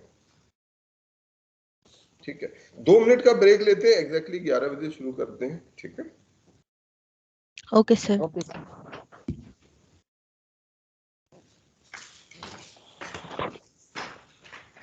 सैफ है क्या, सैफ? हाँ हाँ दीपक। सैफ आप फोन कर रहे थे क्या? अरे मेरा आवाज, हमको सर को 1-2 क्वेश्चन राइज किए थे, वो मेरा आवाज सर तक नहीं पहुंच रहा था, इसलिए हमको लग रहा था जो थोड़ा चेक करो दीपक मेरा आवाज आ रहा है। उसके बाद सर हमारा क्वेश्चन ले लिए थे, यही। हाँ, उस समय क्लास चल रहा था तो मैं उठा नहीं पाया, सॉरी। कोई बात नहीं दीपक, मैं सर से मतलब ऐसे मेरा आवाज नहीं जा रहा था ना, इसीलिए ये कोई बात नहीं।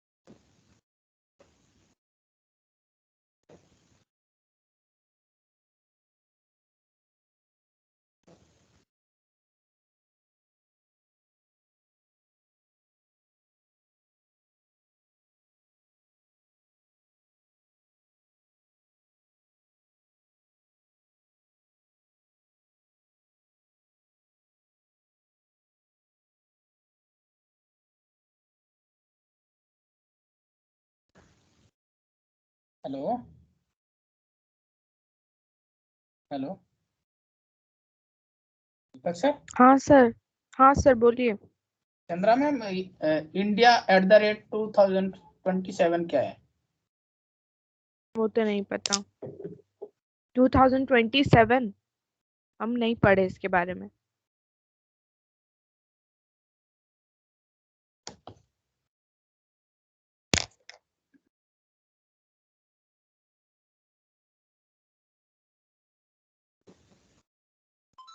Vernacular task force.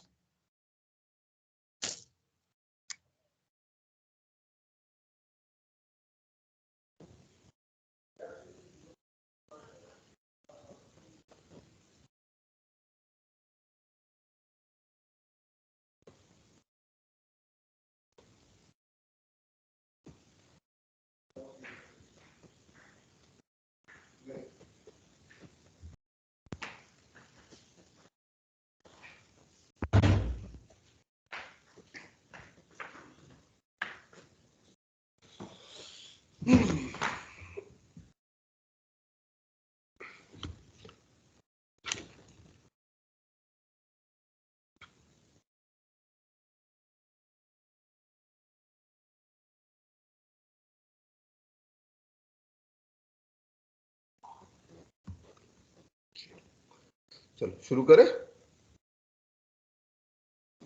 Hello. Yes sir. ठीक है। अच्छा, कुछ मिसलेनियस टाइप की कुछ नई चीजें हैं या ऐसी चीजें हैं जो आपको शायद ना पता हो, तो उनको मेंशन कर देते हैं कुछ। तो जैसे इनमें से एक चीज है ऑल्टरनेटिव एनर्जी के लिए क्या क्या चीज हो सकती है, तो उसमें एक ये है फ्यूल सेल। फ्यूल सेल क्या होता है? Fuel cell, what is fuel cell? Anyone? No. Okay, मेरी आवाज आ रही है आप लोगों को? Yes sir. तेल की बात सर है। Sir yes sir. सर बोले सर ये सर विद्युत रासायनिक the fuel cell that sir मतलब विद्युत रासायनिक युक्ति है सर, जो ईंधन से प्राप्त रासायनिक ऊर्जा को सीधे विद्युत ऊर्जा में परिवर्तित करता है सर। इसका शाब्दिक मतलब तो मत जाना। माइक्रोफोन बंद करिएगा। फ्यूल सेल का मतलब होता है, फ्यूल सेल का शाब्दिक मतलब से नहीं जाइएगा।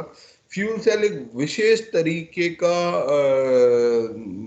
विशेष चीज है जिसमें हाइड्रोजन, जो हाइड्रोजन गैस होती है, हाइड्रोजन गैस को as a fuel, as energy source इस्तेमाल किया जाता है। उस तरीके के सिस्टम को हम फ्यूल सेल बोलते हैं।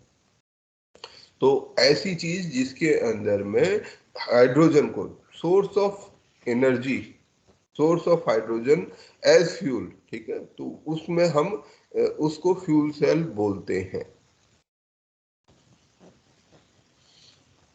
तो अब ये फ्यूल सेल का क्या इस्तेमाल है, क्या इसमें विशेषता है? ठीक है, ये फ्यूल सेल एक बैटरी के जैसा होता है and it generate electricity from electrochemical reaction. ठीक है, हाइड्रोजन को इस्तेमाल करता है और इसके अंदर में कोई कंबस्शन नहीं होता है, कोई जलता नहीं है। Hydrogen as a gas is a good fuel और बैड फ्यूल और नो फ्यूल? हाइड्रोजन को अगर हम फ्यूल की तरह यूज करें तो क्या होगा, क्या समस्याएं देखने को मिलती हैं? गुड फ्यूल के रूप में सर यूज कर सकते सर ये एक जगह क्लीन फ्यूल है। नहीं वो तो ठीक है, बट अगर मैं खाली हाइड्रोजन को कंबस्शन में यूज करूं क्या समस्या मेरे को सामना करना पड़ेगा? सर वो इग्नाइट नहीं कर पाएगा ना हाइड्रोजन को? सर ऑक्सीजन की भी तो आवश्यकता पड़ेगी। अच्छा, ऑक्सीजन हाँ, ऑक्सीजन तो हमारे ऑक्सीडाइजर। पास बहुत है। अगर हम ऑक्सीजन को, हाइड्रोजन को जलाएं तो क्या जल सकता है? वो तो सर सर ऑलरेडी बिना उसके ऑक्सीजन के तो जल ही नहीं सकता है ना सर, बिना ऑक्सीजन नहीं, के तो जल ही नहीं ऑक्सीजन सकता। है आपके पास। नहीं, मेरा सवाल ये नहीं है, हर चीज को नहीं कर सकते। अब मैं कहूँ आयरन को एज अ फ्यूल यूज कर सकते हैं हम, लोहे को? नो। ठीक है, दे आर स्पेसिफिक थिंग, जैसे हम कार्बन को यूज कर सकते हैं एज अ फ्यूल। हाइड्रोजन को क्या हम कर सकते हैं? हाँ Yes. कर सकते हैं। हाँ, hydrogen is a good source of energy. Hydrogen को जब बर्न करते हैं, जिससे कि H2 हाइड्रोजन को ऑक्सीजन के साथ मिलाते हैं, तो it produces H2O and it gives a lot of energy, lot of energy. तो हम इसको, जब ये इतनी एनर्जी देता है तो इसका इस्तेमाल क्यों नहीं करते हैं? तो वैज्ञानिकों के दिमाग में आया कि इसको इस्तेमाल करना चाहिए। हम इतनी सारी एनर्जी जब ये देता है तो इसको इस्तेमाल करना चाहिए, परंतु इससे कुछ जुड़े हुए चैलेंजेस हैं। जब हाइड्रोजन को बर्न किया जाता है तो क्या है कि इतनी ज्यादा एनर्जी प्रोड्यूस करता है कि नंबर 1 इट ब्लास्ट, ये एक्सप्लोजन कर देता है। तो हम कहीं भी अगर इसको जलाने की कोशिश करेंगे तो ये बम की तरह फट जाएगा। तो इसको हम बम के तौर पर तो यूज कर सकते हैं हाइड्रोजन गैस को, परंतु अगर हम इसको एक फ्यूल की तरह, क्योंकि फ्यूल के अंदर अपना एक होना चाहिए, वो धीरे धीरे धीरे धीरे जितना हम चाहें केवल उतना जले, सारा ना कहीं एक साथ जल जाए। परंतु ये हाइड्रोजन के अंदर में ये पावर होती है कि वो इट कैन एक्सप्लोड, तो ये एक्सप्लोजन करता है। तो एक तो इसको इस्तेमाल करने का ये चैलेंज है। दूसरा, हाइड्रोजन हमारे उसमें जो धरती है उसमें नेचुरली अकर नहीं करता है, बहुत सीमित मात्रा में हमें नेचुरली अकरिंग H2 मिलेगा, हाइड्रोजन गैस। हमें हाइड्रोजन गैस किस फॉर्म में मिलती है? वाटर। वाटर। हाइड्रोजन मिलता है, हाइड्रोजन बहुत है, हमारे दुनिया में बहुत हाइड्रोजन है, परंतु most of that it is into H2O, water के फॉर्मेट में है। It is not freely available H2। तो ये दो कारण हैं जिसके कारण हम हाइड्रोजन को इस्तेमाल नहीं कर पाते एज अ फ्यूल। तो ये जो फ्यूल सेल है ये इसी का सोल्यूशन है कि कैसे हम हाइड्रोजन गैस को, अच्छा अब इससे फायदे की बात करते हैं। अगर मैं हाइड्रोजन गैस को इस्तेमाल करने लगूंगा तो मुझे क्या फायदा होगा?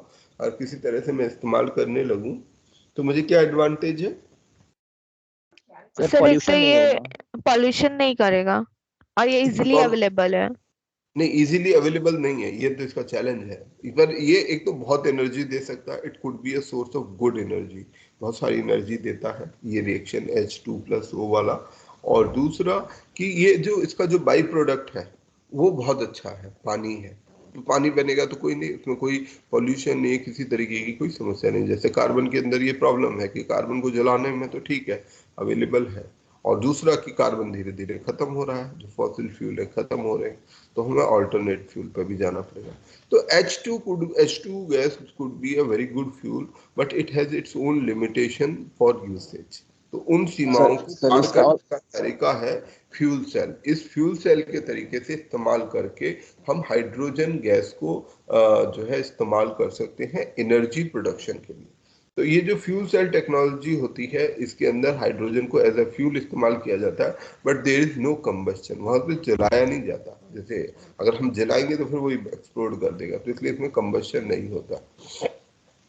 और इस हाइड्रोजनेशन से जो है बहुत सारी ऊर्जा प्राप्त होती है, ठीक है, और जो इलेक्ट्रिसिटी इससे हम प्रोड्यूस कर सकते हैं। एक बार मुझे कंप्लीट करने दो यार, है मैं आज ये खत्म करना चाहता हूँ साइंस। तो इसके बाई प्रोडक्ट जो है हीट एंड वाटर हैं, और ये जो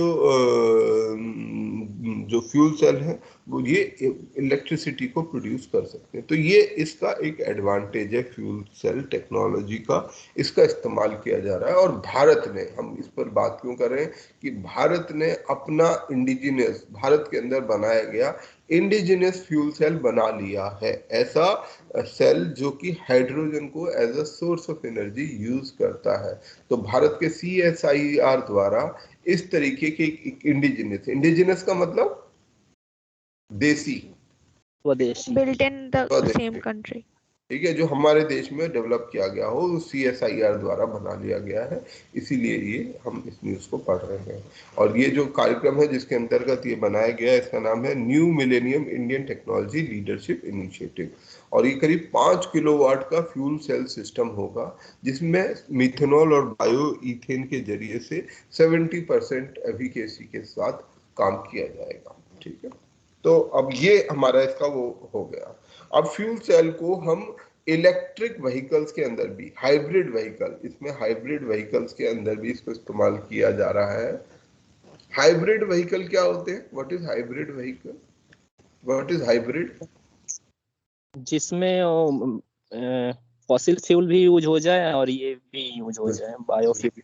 बिल्कुल, मतलब हाइब्रिड को अगर टेक्निकली करें तो ऐसी चीज जो दो टेक्नोलॉजी पे एक साथ काम कर लेती है, हाइब्रिड है वो, दो अलग अलग चीजों को इस्तेमाल कर लेती है। तो हाइब्रिड टेक्नोलॉजी कैसी हो गई, जैसे हम फॉसिल फ्यूल से भी चला सके किसी गाड़ी को और बिजली से भी चला लें, तो ऐसे गाड़ी को हम बोलेंगे हाइब्रिड गाड़ी, या जैसे अदर जो अल्टरनेट टेक्नोलॉजी उपलब्ध है उनके द्वारा उसको चला लें तो उसको हाइब्रिड व्हीकल बोलेंगे।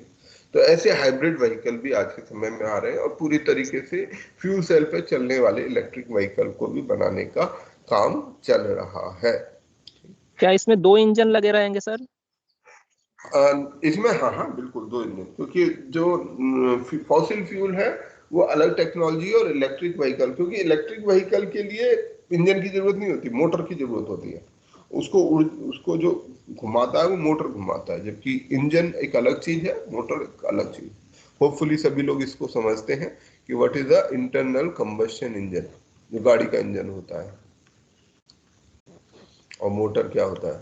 कोई ऐसा है जिसको ये ना पता हो? सर पता है सर, सभी को पता होगा, ठीक है।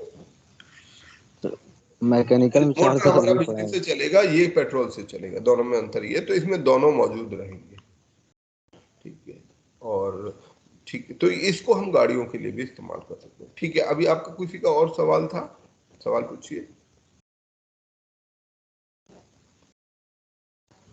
नहीं, ठीक है, तो आगे बढ़ते हैं। तो इस तरीके से इनको इस्तेमाल किया जा सकता है, इस नई टेक्नोलॉजी को, और ये new millennium Indian technology leadership initiative है, इसको याद कर लेंगे नाम को, NMITLI। NMITLI ये CSIR का इनिशिएटिव है, जिसके द्वारा हम अपने देश के अंदर रिसर्च एंड डेवलपमेंट को प्रमोट कर सकते हैं। इसके द्वारा हम 50 प्रोजेक्ट्स जो ऐसे हमने अलग अलग क्षेत्रों के आइडेंटिफाई किए हैं, जो टेक्नोलॉजी ड्रिवन प्रोजेक्ट हैं। इसमें एग्रीकल्चर है, प्लांट बायोटेक्नोलॉजी है, general biotechnology, bio informatics, chemical, pharmaceutical, drug, IT, communication technology और एनर्जी शामिल है। इस नेशनल NMITLI है, ठीक है, national millennium Indian technology leadership initiative, national millennium Indian technology leadership initiative. CSIR की बात करेंगे। CSIR council of scientific and industrial research है, और जिसको 1942 में बनाया गया था। 1942 में CSIR को एज अ सोसाइटी बनाया गया है, council of scientific and industrial research.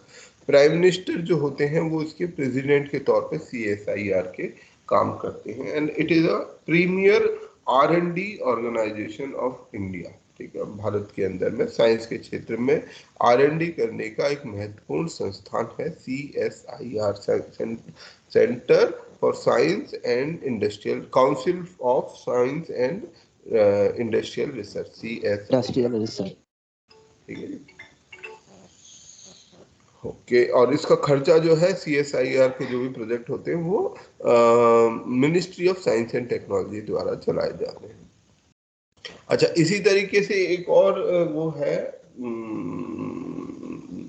Project जो भारत का नहीं है, वो है माइक्रोबियल फ्यूल सेल।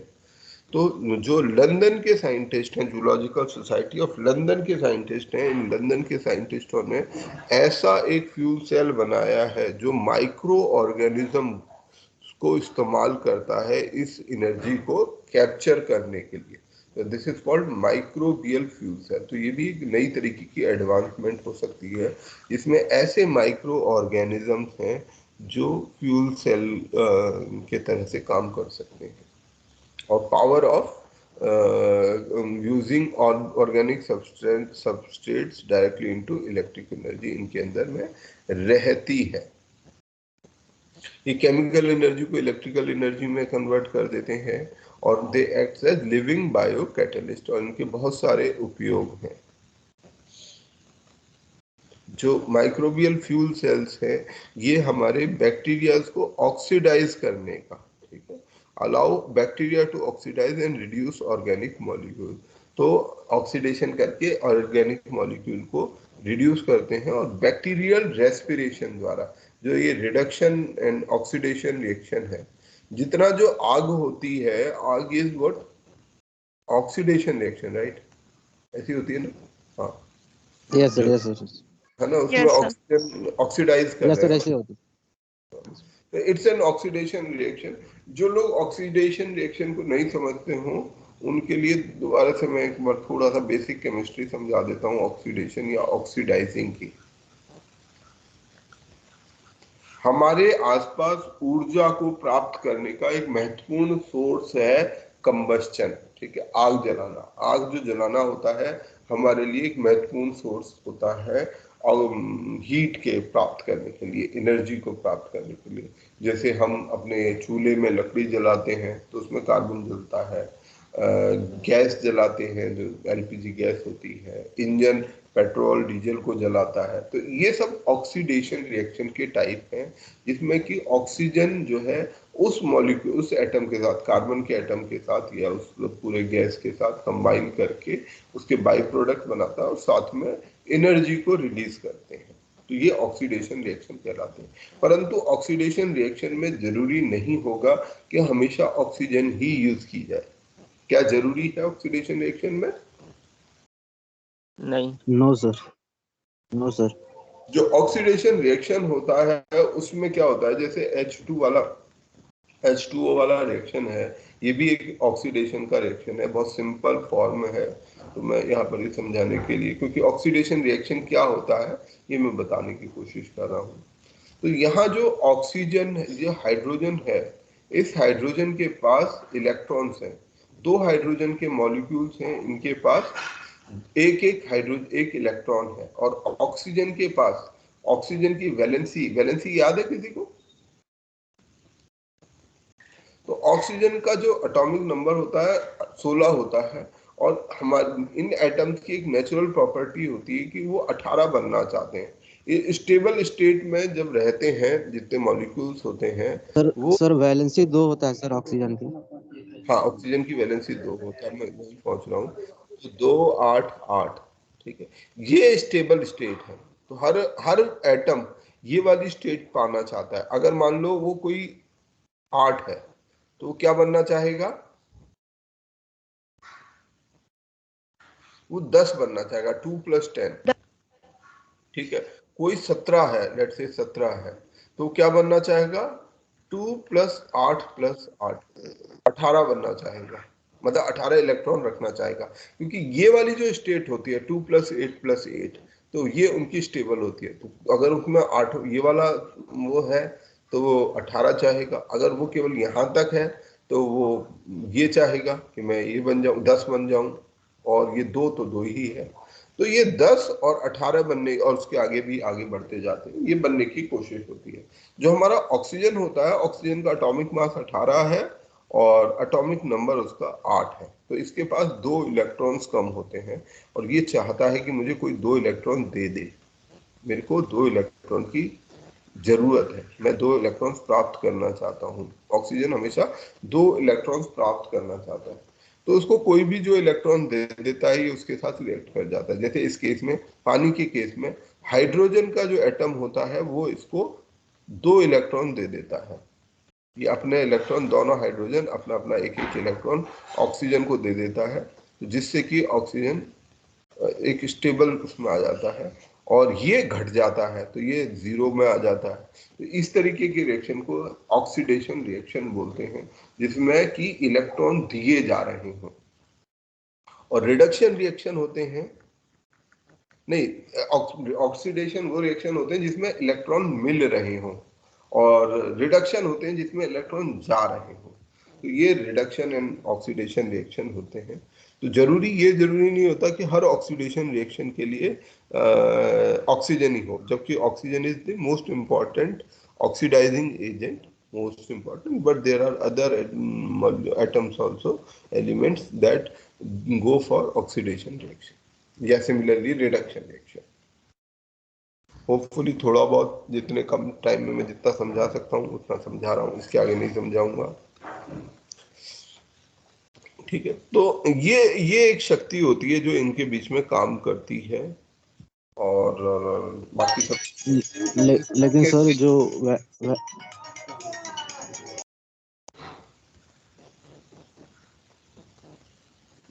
ठीक है, आगे बढ़ते हैं। हाइड्रोथर्मल कार्बोनाइजेशन, ठीक है। अब इतना भी याद करने की कोई जरूरी नहीं है, आप बस कंसेप्ट को याद रखिएगा कि कोई ऑक्सीडेशन और रिडक्शन रिएक्शन होता है, और ऑक्सीडेशन रिएक्शन का मतलब ऑक्सीजन के साथ ही वो करना नहीं होता है। कभी कभी, जैसे मैंने रॉकेट टेक्नोलॉजी में जब बात की थी, रॉकेट में हम ऑक्सीडाइजिंग एजेंट ले जाते हैं, ऑक्सीजन भी ले जा सकते हैं, ऑक्सीडाइजिंग एजेंट भी ले जा सकते हैं। ऑक्सीडाइजिंग एजेंट क्या हो सकता है,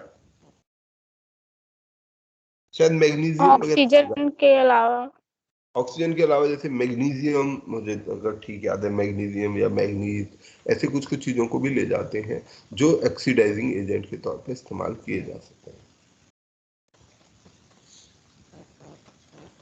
ओके, तो अगला हमारा ये हाइड्रोथर्मल कार्बोनाइजेशन टेक्नोलॉजी है, जिसको आईआईटी खड़गपुर ने डेवलप किया है, जिसके द्वारा सॉलिड वेस्ट से, जो हमारा सॉलिड वेस्ट है, उससे हम एनर्जी कैप्चर कर सकते हैं। तो उससे हम जो हमारा जैसे बायोलॉजिकल वेस्ट है, जो शहर से अर्बन वेस्ट जो कूड़ा कचरा है, उस कूड़े कचरे का इस्तेमाल करके हम क्या कर सकते हैं, हम एनर्जी प्राप्त कर सकते हैं। तो इस काम को हासिल करने में, इस टेक्नोलॉजी को बनाने में IIT खड़गपुर ने सफलता प्राप्त की है। इसने ये बताया है कि किस तरह से हम वेट बायोमास को हाइड्रो चारकोल में बदल सकते हैं under suitable temperature and pressure condition. तो जो हमारा हाइड्रो कार है, ये हाइड्रो कार ये एक तरीके का कोयला हो गया। तो ये हाइड्रो कार जो है इसके अंदर कार्बन बहुत रहता है, कैलोरीफिक कंटेंट बहुत होता है। मतलब कैलोरीफिक कंटेंट का मतलब अगर उसको जलाएंगे तो बहुत सारी वो एनर्जी देगा, उसको बोलते हैं कैलोरीफिक कंटेंट। जितना हायर कैलोरीफिक कंटेंट होगा उतनी वो ज़्यादा ऊर्जा हमें देता है। तो ऐसी चीज़ों को ही हम एज अ फ्यूल यूज़ करते हैं जिनका कैलोरीफिक कंटेंट ज़्यादा होता है, जैसे कोयला, मीथेन, ईथेन गैस, इन सब का ज़्यादा रहता है। और इसके जो बाई प्रोडक्ट होते हैं इस हाइड्रोथर्मल कार्बोनाइजेशन की, वो ऐश है, मतलब राख है, और इसको आगे फर्दर इस्तेमाल किया जा सकता है। तो ये हमारे लिए एक अच्छी टेक्नोलॉजी हो सकती है, क्योंकि India is struggling with the problem of municipal waste. हमारे दिल्ली के अंदर में हमने कितने सारे पहाड़ खड़े कर लिए हैं बायोलॉजिकल वेस्ट, ये शहरी वेस्ट के कारण, जो कूड़ा कचरा निकल रहा है उसके कारण हमने चारों तरफ बड़े बड़े पहाड़ खड़े कर लिए हैं दिल्ली के आसपास। तो अगर उस पहाड़ को इस्तेमाल किया जाए और उससे एनर्जी यूज की जाए, जो शहरी कूड़ा निकल रहा है, एक तो पहाड़ नहीं खड़े होंगे, गंदगी नहीं होगी, स्मेल नहीं आएगी, बहुत सारी चीजों से हमें बचा लेगा।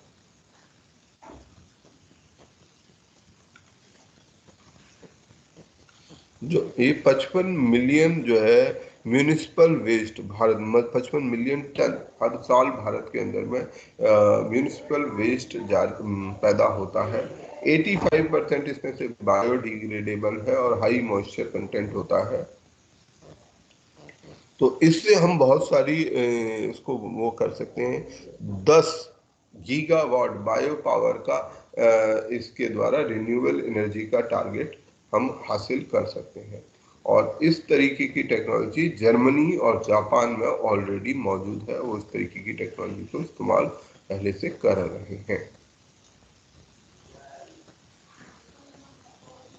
अच्छा, आगे बढ़ते हैं। बायोफ्यूल, ठीक है, biofuel from micro organisms. What is biofuel?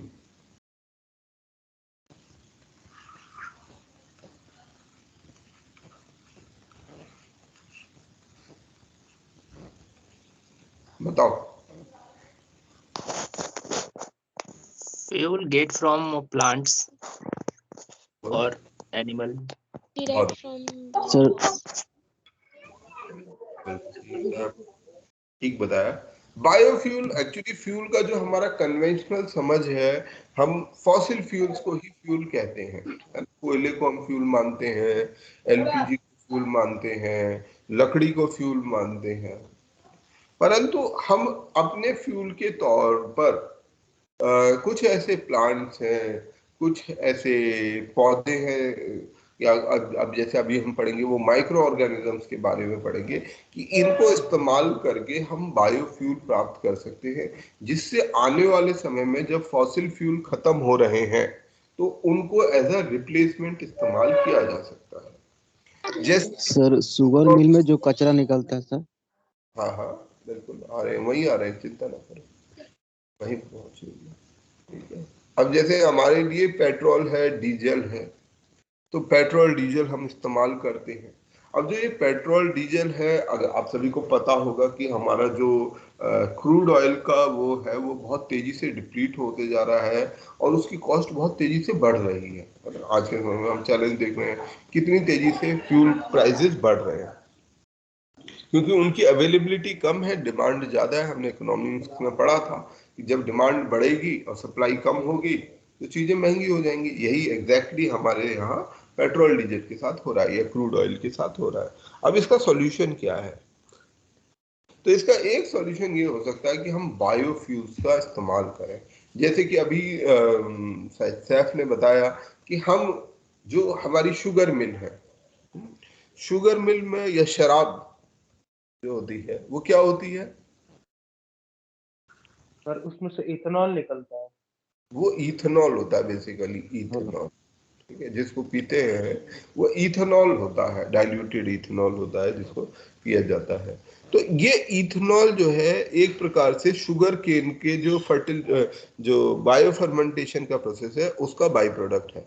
मतलब आप इसको जान के भी निकाल सकते हैं, it could be a by product also. जो शुगर मिल है, शुगर जहाँ बनती है वहां पर मोलासिस होते हैं, उन मोलासिस से ये इथेनॉल निकलता है। इस इथेनॉल को शराब के तौर पर बेचा जा सकता है जिसको लोग कंज्यूम करते हैं, बट उसकी एक सीमा है, ठीक है, लोग कितनी शराब पिएंगे उसकी एक सीमा है। तो जो बाकी इथेनॉल प्रोड्यूस हो रहा है उस इथेनॉल को गाड़ियों में इस्तेमाल किया जा सकता है एज अ बायोफ्यूल, ठीक है ना। तो आज के समय में भी इथेनॉल को पेट्रोल के साथ मिक्स किया जा रहा है, पेट्रोल में इथेनॉल मिक्स किया जा रहा है एज अ बायोफ्यूल। 5 से 10% तक जो हम पेट्रोल आज ले रहे हैं उसके अंदर में इथेनॉल मिक्स होकर आता है, जिससे कि हमारी जो फॉसिल फ्यूल की डिपेंडेंसी है वो कम होती जाए।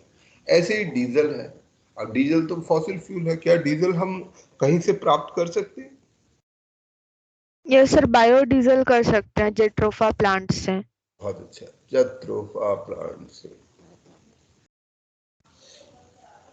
अब जैसा डीजल है इसका भी ऐसा ही एक रिप्लेसमेंट है।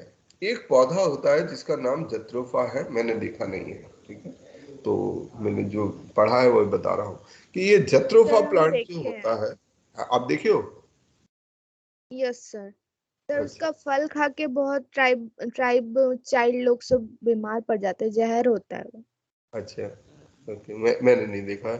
तो ये जत्रोफा प्लांट जो है बहुत ही रफ कंडीशन में उगने के रहता है, मतलब बहुत ही, इसको कोई उगाने की बहुत मेहनत करने की जरूरत नहीं है, बस इसे डाल दोगे, जमीन होनी चाहिए, इसे उखाड़ो मत, अपने आप ही उग जाता है, इसको बहुत मेहनत। तो हमारी जो बहुत सारी वेस्टलैंड है हमारे देश में, ऐसी जमीन जहां पर खेती नहीं हो पा रही, वो भी बहुत सारी जब बंजर पड़ी हुई है, तो ऐसी जमीन या रेगिस्तान राजस्थानी भूमि है जहां पर खेती नहीं हो रही है, उसका इस्तेमाल किया जा सकता है इस जत्रोफा प्लांट को उगाने के लिए, और इस जत्रोफा प्लांट को कन्वर्ट किया जा सकता है बायोडीजल में, जो कि डीजल का एक रिप्लेसमेंट है, इसे डीजल के साथ मिक्स किया जा सकता है। तो ये जत्रोफा प्लांट है। तो ऐसे कई सारे और भी बायोफ्यूल्स हैं जिनको बनाया जा रहा है, जैसे अभी हमने इथेनॉल और जत्रोफा से बायोडीजल की बात की, बायो पेट्रोल एंड बायोडीजल की, तो ये प्राप्त किए जा सकते हैं और ये बायोलॉजिकल सोर्सेज से हमारे जो फ्यूल की रिक्वायरमेंट है उनको पूरा कर सकते हैं। ऐसा ही एक एफर्ट है ये बायोफ्यूल का, जिसमें माइक्रो ऑर्गेनिज्म से, जो बैक्टीरिया हैं, उनके द्वारा ये इस तरीके के बायोफ्यूल को बनाया गया है। ये बनाया गया है international centre for genetic engineering and biotechnology के वैज्ञानिकों के द्वारा। इसके अंदर में जो मरीन साइनोबैक्टीरियम, एक बैक्टीरिया है जिसका नाम है साइनोकोकस, ठीक है, साइनोकोकस पीसीसी 7002, ठीक है, इसमें जो है शुगर की मात्रा इसके अंदर बढ़ जाती है, तो ये बायोफ्यूल प्रोडक्शन के लिए काम आ सकता है। तो जो शुगर है वो फोटोसिंथेसिस में हमें प्राप्त होते हैं, तो ये जो साइनोबैक्टीरिया है ये फोटोसिंथेसिस के द्वारा हमें शुगर प्राप्त कर सकता है, और इसको आगे हम एक हाइड्रोकार्बन फ्यूल के तौर पर इस्तेमाल कर सकते हैं। तो ये हमारे सर जो ब्लू ग्रीन एल्गी जो हो जाते हैं वहाँ ट्रांसप्लांटेशन के दौरान राइस फील्ड में, तो वो भी यूज हो सकता है क्या यहाँ पे? मुझे इसकी जानकारी नहीं है। बेसिकली उनके अंदर जो भी ऐसा प्रोडक्ट होगा उसके अंदर में शुगर मात्रा ज्यादा होनी चाहिए, क्योंकि अल्टीमेटली वही जलेगा, तो वो कितनी है उस पर डिपेंड करेगा। अगर मान लीजिए एल्गी में बहुत मात्रा नहीं होगी तो क्या हो जाएगा, उसकी कैलोरीफिक वैल्यू कम रहेगी, और अगर कैलोरीफिक वैल्यू एक लिमिट से ज्यादा कम रहती है तो उसको आप एज अ फ्यूल यूज नहीं कर सकते, क्योंकि वो धुआं ज्यादा उड़ाएगा, जलेगा कम।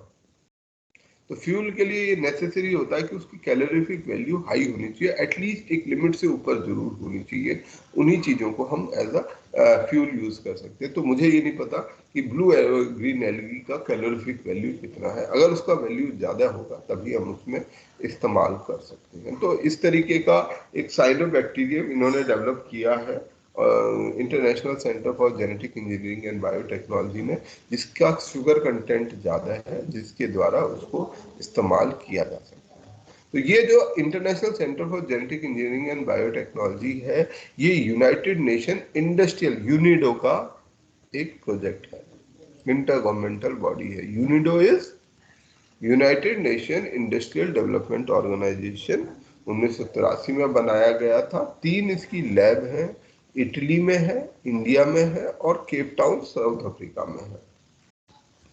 1994 से ये ऑटोनॉमस हो गया। इसकी 46 लेबोरेटरी अब बन गई हैं, 65 इसके सदस्य देश हैं। और ये यूनाइटेड नेशन का एक सिस्टम है जो कि centre of excellence for research, training, technology transfer to industry to promote sustainable global development के अंदर भी काम करता है। ठीक है, अगला टॉपिक विषय है हमारे पास सोडियम सल्फर बैटरी।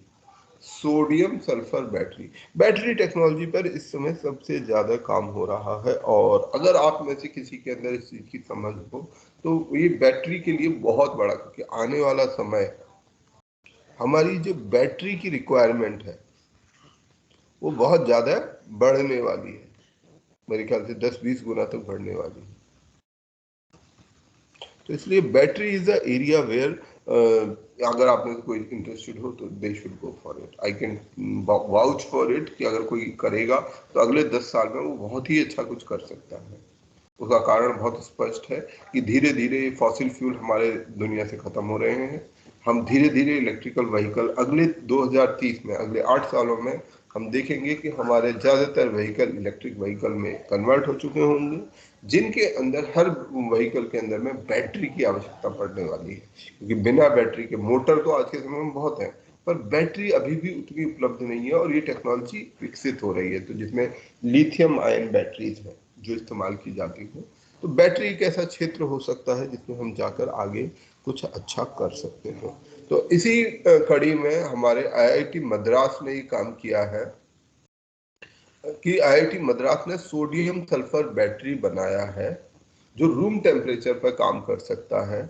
इस सोडियम सल्फर बैटरी की जो स्टोरेज कैपेसिटी होती है वो काफी ज्यादा होती है और जीरो सेल्फ डिस्चार्ज है। ठीक है, मतलब अपने आप से बैटरी डिस्चार्ज नहीं होगी, जब तक कि आप इसको इस्तेमाल नहीं करेंगे आप ये डिस्चार्ज नहीं होगी। ये बैटरी इन्होंने सोडियम सल्फर बैटरी बनाई है। हाई टेम्परेचर बैटरी है, ठीक है, जो कि 300 डिग्री सेल्सियस पर काम करती है, सॉलिड इलेक्ट्रोलाइट को यूज करती है।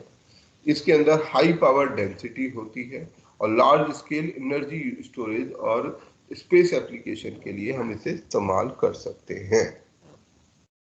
ठीक है, तो ये एक बड़ा इम्पोर्टेंट चीज है। सर ये रिचार्जेबल भी है क्या? अभी रुकते हैं, इसे कंप्लीट कर दें। बिगेस्ट एडवांटेज जो सोडियम का यहाँ पर ये है कि ये कॉस्ट इसकी को कम कर देता है, जो लिथियम से काफी कम है। ठीक है, सोडियम जो होता है वो बहुत ज्यादा है, तो सोडियम सल्फर को अगर हम यूज करते हैं तो इससे जो बैटरी की कॉस्ट है वो काफी कम हो जाएगी। इस समय बैटरी में जो सबसे बड़ा चैलेंज है वो उसकी कॉस्ट है, कि इस समय उनकी जो कॉस्ट है, अगर आप एक इलेक्ट्रिक व्हीकल लेने जाते हैं, अगर आप आजकल छोटे छोटे स्कूटर भी चल गए हैं, तो अगर आप एक सोचें कि मैं एक स्कूटी ले लेता हूँ इलेक्ट्रिक वाली, तो उसमें लगभग आधी कीमत उसकी बैटरी की है। बाकी चीज की इतनी कीमत नहीं जितनी केवल उसकी बैटरी की कीमत है। तो बैटरी एक इम्पॉर्टेंट चैलेंज है और उसका कारण ये है कि लिथियम आयन में लिथियम एक बहुत कम अवेलेबल रिसोर्स है, जबकि अगर लिथियम की जगह हम सोडियम का इस्तेमाल करें तो वो बहुत ज्यादा बड़ा, तो ये आने वाले समय में बैटरी टेक्नोलॉजी में एक बड़ा बदलाव ला सकता है। इस तरीके की ये जो टेक्नोलॉजी है जिसमें सोडियम को इस्तेमाल किया जाता है, सोडियम सल्फर बैटरी को। ठीक है, और अगर हम एनर्जी स्टोर करने लगेंगे तो हम अच्छी अचीवमेंट कर सकते हैं। किसी का सवाल यहाँ तक कुछ? तो ये क्या रिचार्जेबल है सर ये? हाँ, बैटरी रिचार्जेबल ही होगी इसकी। ये रिपीट ही हो रहा है क्या? I think so, it is repetition. ठीक है, चलो, तो यहाँ तक हमारा साइंस का बेसिक चीजें हैं। कुछ और टॉपिक्स अगर आप लोगों की नज़र में होंगे तो आप मुझे बताओगे, तो मैं उन टॉपिक्स को तैयार कर लूंगा, उनका मटेरियल इकट्ठा करके आपके साथ डिस्कस कर लूंगा जो आप लोगों को मैंने काम दिया हुआ था। किसी का कोई सवाल इससे संबंधित आज तक, बैटरी से संबंधित या इन जनरल कोई और सवाल? कोई एरिया जो आपको लगता हो हमें साइंस एंड टेक्नोलॉजी में कंप्लीट करना चाहिए वो मुझे बताओ आप लोग, तो हम उसको भी कर सकते हैं। सर हम लोग इसमें कर सकते हैं ना ऑगमेंटेड रियलिटी या वर्चुअल रियलिटी के ऊपर। तो एक काम करो, आप लोग एक लिस्ट बना लो, आप लोगों के जो जो ग्रुप काम कर रहे हैं, create a comprehensive list. Comprehensive का मतलब ऐसा भी नहीं कि आप हर छोटी बड़ी चीज के लिए, तो जैसे ऑगमेंटेड एंड वर्चुअल रियलिटी आपने बोला, ये कर लेते हैं, ठीक है। और कोई टॉपिक की लिस्ट बना लो, 10 20 50 25 टॉपिक तक लिस्ट बना लो जो आपको लगते हो कि इम्पोर्टेंट है, उनको फिर आप मुझे दे देना, उनके लिए मैं काम कर लूंगा, या फिर मैं अपने तरीके से काम कर सकता हूँ, ठीक है जी।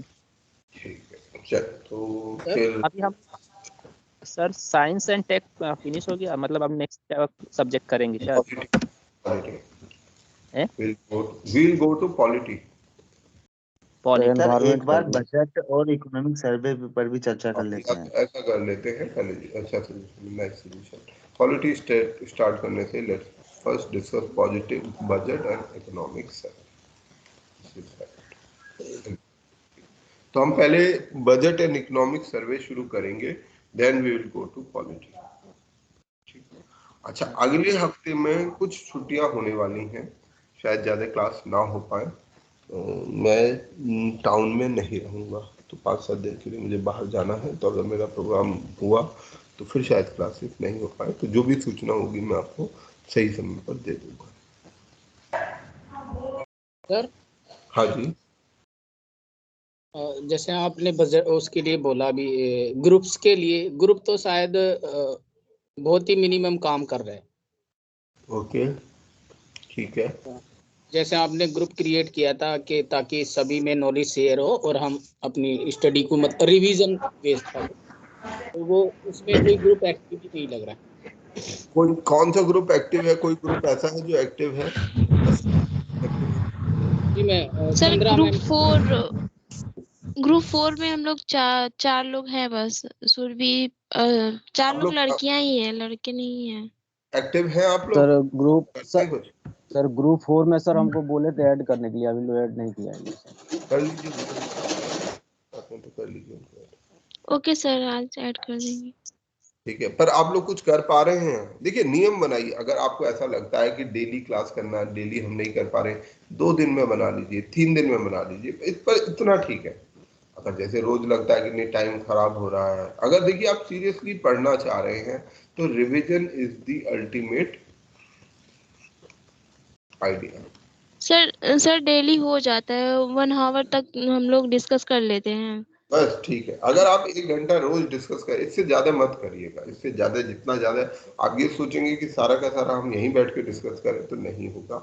उसका आइडिया यही रहता है कि यस आप सर। जो कुछ पढ़ो, उस पढ़े हुए को एक दूसरे के साथ शेयर करो। जब आप, और लर्न करने का एक बहुत अच्छा तरीका है टीच करना।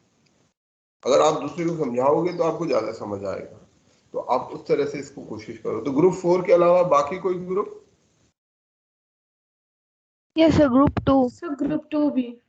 अच्छा, आप भी एक्टिव है, ठीक है। तो 2 ग्रुप तो काम कर रहे हैं, और बाकी लोग बाकी नहीं कर रहे हैं। तो या ग्रुप तो 5 भी। ग्रुप 5 काम कर रहे हैं, 3 ग्रुप तो काम कर रहे हैं, 6 में से 3 काम कर रहे हैं, तो बहुत अच्छा है। 50% is a good result, not a bad result, ठीक है। तो 3 हो रहे हैं। आप में से जो जो एक्टिव होना चाहते हैं, एक काम करिए, हमारे पास ग्रुप है, ग्रुप में सभी लोग मैसेज तो डाल सकते हैं, कोई रेस्ट्रिक्शन तो है नहीं, शायद ओपन फॉर ऑल है ना, तो आप उसमें डालिए कि यस भाई, यस सर।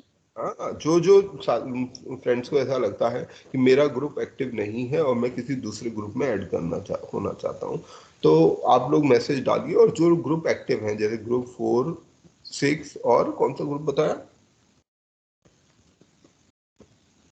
ग्रुप सर 5 है। 5, ओके।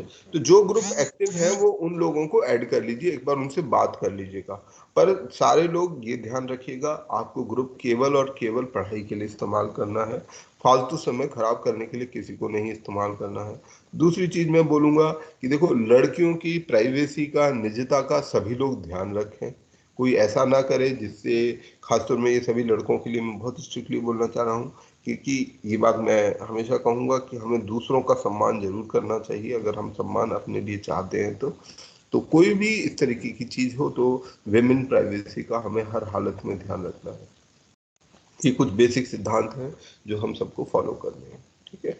इस्तेमाल करिए, आप ग्रुप में डालिएगा और अकॉर्डिंगली जो जो जिस ग्रुप में ऐड होना चाहता है आपस में आप लोग कर लीजिए, ऐड कर लीजिए। दीपक आप इसको कोऑर्डिनेट करा दीजिएगा अगर आप क्लास में हैं। Okay okay. एक्चुअली मेरे ग्रुप में एक्टिव बच्चे कम ही हैं तो नहीं हो पाया। तो आप ऐड करा लो, इसको ऐड करा लो जो ऐड होना चाहते हैं। जो एक्टिव नहीं है देखो उसको छोड़ो, हम सबके लिए नहीं वो कर सकते।